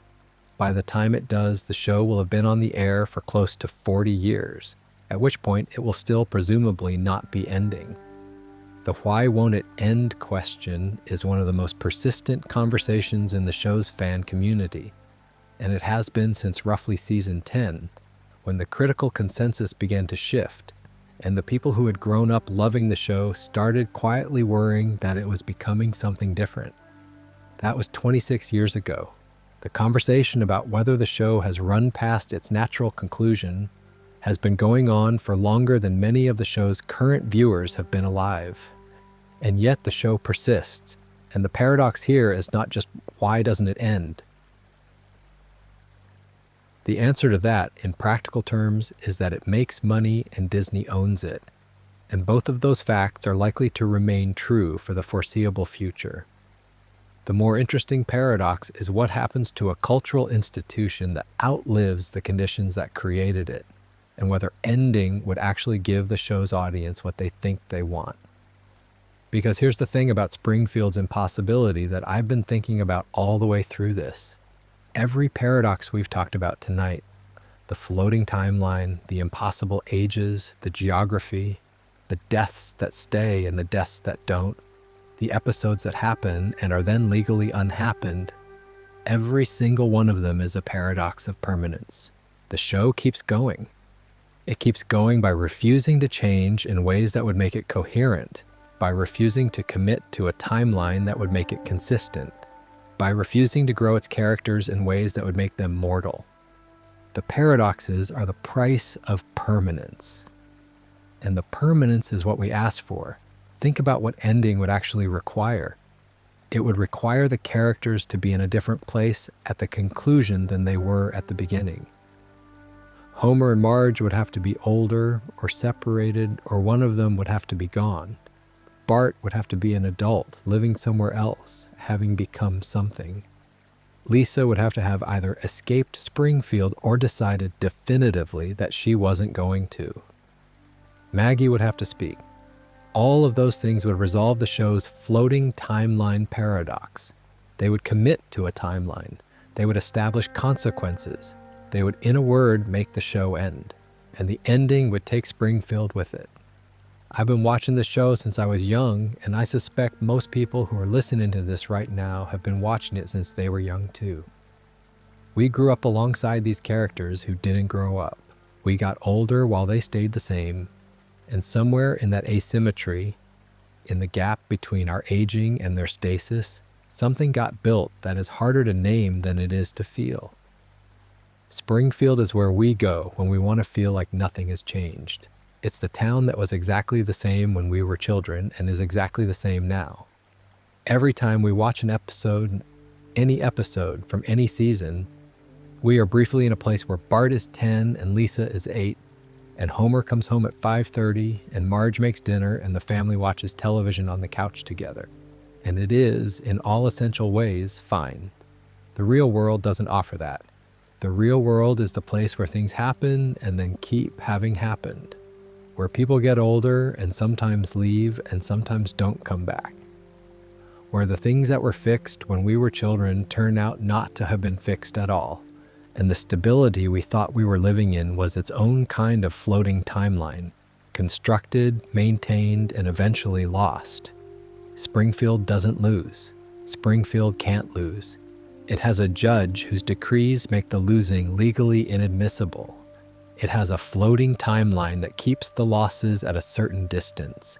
It has a production philosophy that treats each episode as self-contained and consequence-free. The town is built to survive, and the reason that matters, the reason the show ending would be more complicated than it seems, is that ending it would require us to let go of the version of it we've been carrying. Not the recent seasons necessarily, but the version that lives in memory, the specific episodes, the specific voices, the specific quality of light in the Simpsons kitchen at 5:30 in the afternoon when Homer comes through the door and the evening is about to begin. If the show ends, Springfield ends with it. And Springfield is a place a lot of people need to be able to visit. That's the final paradox, and it's the one that all the others were always pointing toward. The Simpsons has contradictions built into every level of its architecture. Its timeline, its geography, its characters, its canon, its relationship to its own history. And it has those contradictions because it's been allowed to persist. And it's been allowed to persist because we've needed it to. The paradoxes are not problems to be solved. They're the evidence that something was loved long enough to break its own rules. That's not a bad thing to be. There's a couch gag at the start of every Simpsons episode. It runs before the title card, after the opening sequence with the family driving and cycling and skateboarding and running to the living room from every direction. They arrive at the couch, and every single week for 37 years, something slightly different happens when they get there. Sometimes the couch isn't there. Sometimes they arrive as different things. Fish, cavemen, stick figures, oil paintings, 1-pixel sprites from an old video game. Sometimes they're very small and the couch is very large. Sometimes the whole family finds other versions of themselves already sitting on the couch, and they stare at each other in mild confusion. Once, the couch gag lasted nearly 2 minutes and told a complete short film about the evolution of life on Earth. Once, it was directed by a guest animator who had never done anything like it before and produced something entirely unlike anything the show had ever done. And yet they always end up on the couch, together in front of the television in the house on Evergreen Terrace, every single time. I've been thinking about the couch gag as a metaphor for all the paradoxes we've talked about tonight. The show can do anything in the space before it gets there. Rewrite its own history, age its characters, erase and restore them, send them into CGI worlds, give them different names, declare that certain things never happened, insist that time doesn't work the way we think it does. And at the end of all of it, the family is on the couch. The television is on. Springfield continues. The paradoxes are real. I've tried to be honest about that. The timeline genuinely doesn't add up. The flashback episodes genuinely contradict each other. The episode about Principal Skinner genuinely tried to erase itself. Abe genuinely cannot have fought in the war the math says he fought in. Mr. Burns genuinely cannot be the age he is. None of these things resolve cleanly. But there's something I want to say about what all of those paradoxes are pointing toward, and it's something that took me a while to work out. Every paradox in The Simpsons is, at its root, the paradox of a thing that was built to last and then did. The show was built for a floating timeline because that's the kind of show it wanted to be. One that could be visited at any point and found to be exactly as it was. It was built to stay. And when you build something to stay, and it does stay, and 30 years pass around it while it holds its position, the contradictions accumulate. The maths stops working. The backstories start fighting each other. The characters drift away from who they were. The geography becomes physically impossible. All of that is the cost of 37 years. All of that is what it looks like when something survives. Springfield is still there. That's the thing. Through all the contradictions and the retcons and the impossibilities and the debates about what counts and what doesn't, and whether the show was better before and whether it should have ended already, Springfield is still there. The couch is still there. Homer is still going to the plant. Marge is still humming with worry. Bart is still somehow extraordinarily 10 years old. And if you go back and watch any episode from any season at any point, that will still be true. It will always have been true. The floating timeline makes it permanent in a way that a normal show could never be. There is no moment in Springfield's history where things have gone wrong in a way they can't come back from, because Springfield doesn't have a history in the usual sense. It has a state, and the state is always the same. I find that genuinely comforting, if I'm honest. Not in a way I can entirely articulate or defend, just in the way that some things are comforting without needing to be explained. Wherever the show goes from here, however many more seasons it runs, whatever paradoxes it accumulates, whoever stays and whoever leaves, and whatever happens to the voices that give it life, it will still be The Simpsons. Bart will still be 10. The theme song will still play. The family will still run from every direction and arrive at the couch. Every single one of the contradictions we've talked about, the age that doesn't add up, the war that couldn't have happened, the episode that tried to unhappen itself, the man who applied logic and was destroyed by it, the baby who shot a billionaire and sits quietly in her high chair. Every one of them is the show bumping against the limits of its own premise. The premise is that Springfield will keep going, that the family will remain intact, that nothing will change in ways that can't be absorbed. And to honor that premise across 37 years, the show has had to do things that don't quite add up, and that don't quite cohere, and that create these small rifts in the fabric of what we're supposed to believe. I find those rifts genuinely beautiful now that I've spent time with all of them. Not because they're clever or funny, though they are those things, because they're evidence of genuine persistence. You only accumulate that many contradictions if you keep going for long enough, and you only keep going that long if something in the project is worth continuing. The Simpsons has been worth continuing. Whatever you think of the later seasons, whatever your position on the Golden Age debate, whatever your feelings about the floating timeline and the failed retcons and the character drift, The show has been worth the 37 years of people's time and attention and affection it has consumed. That doesn't resolve the paradoxes, but it does explain why we've been willing to carry them.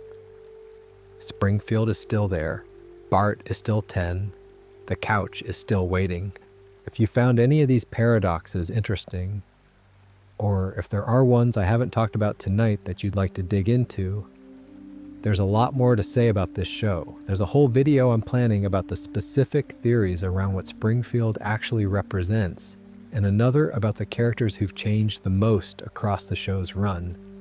But those are for another night.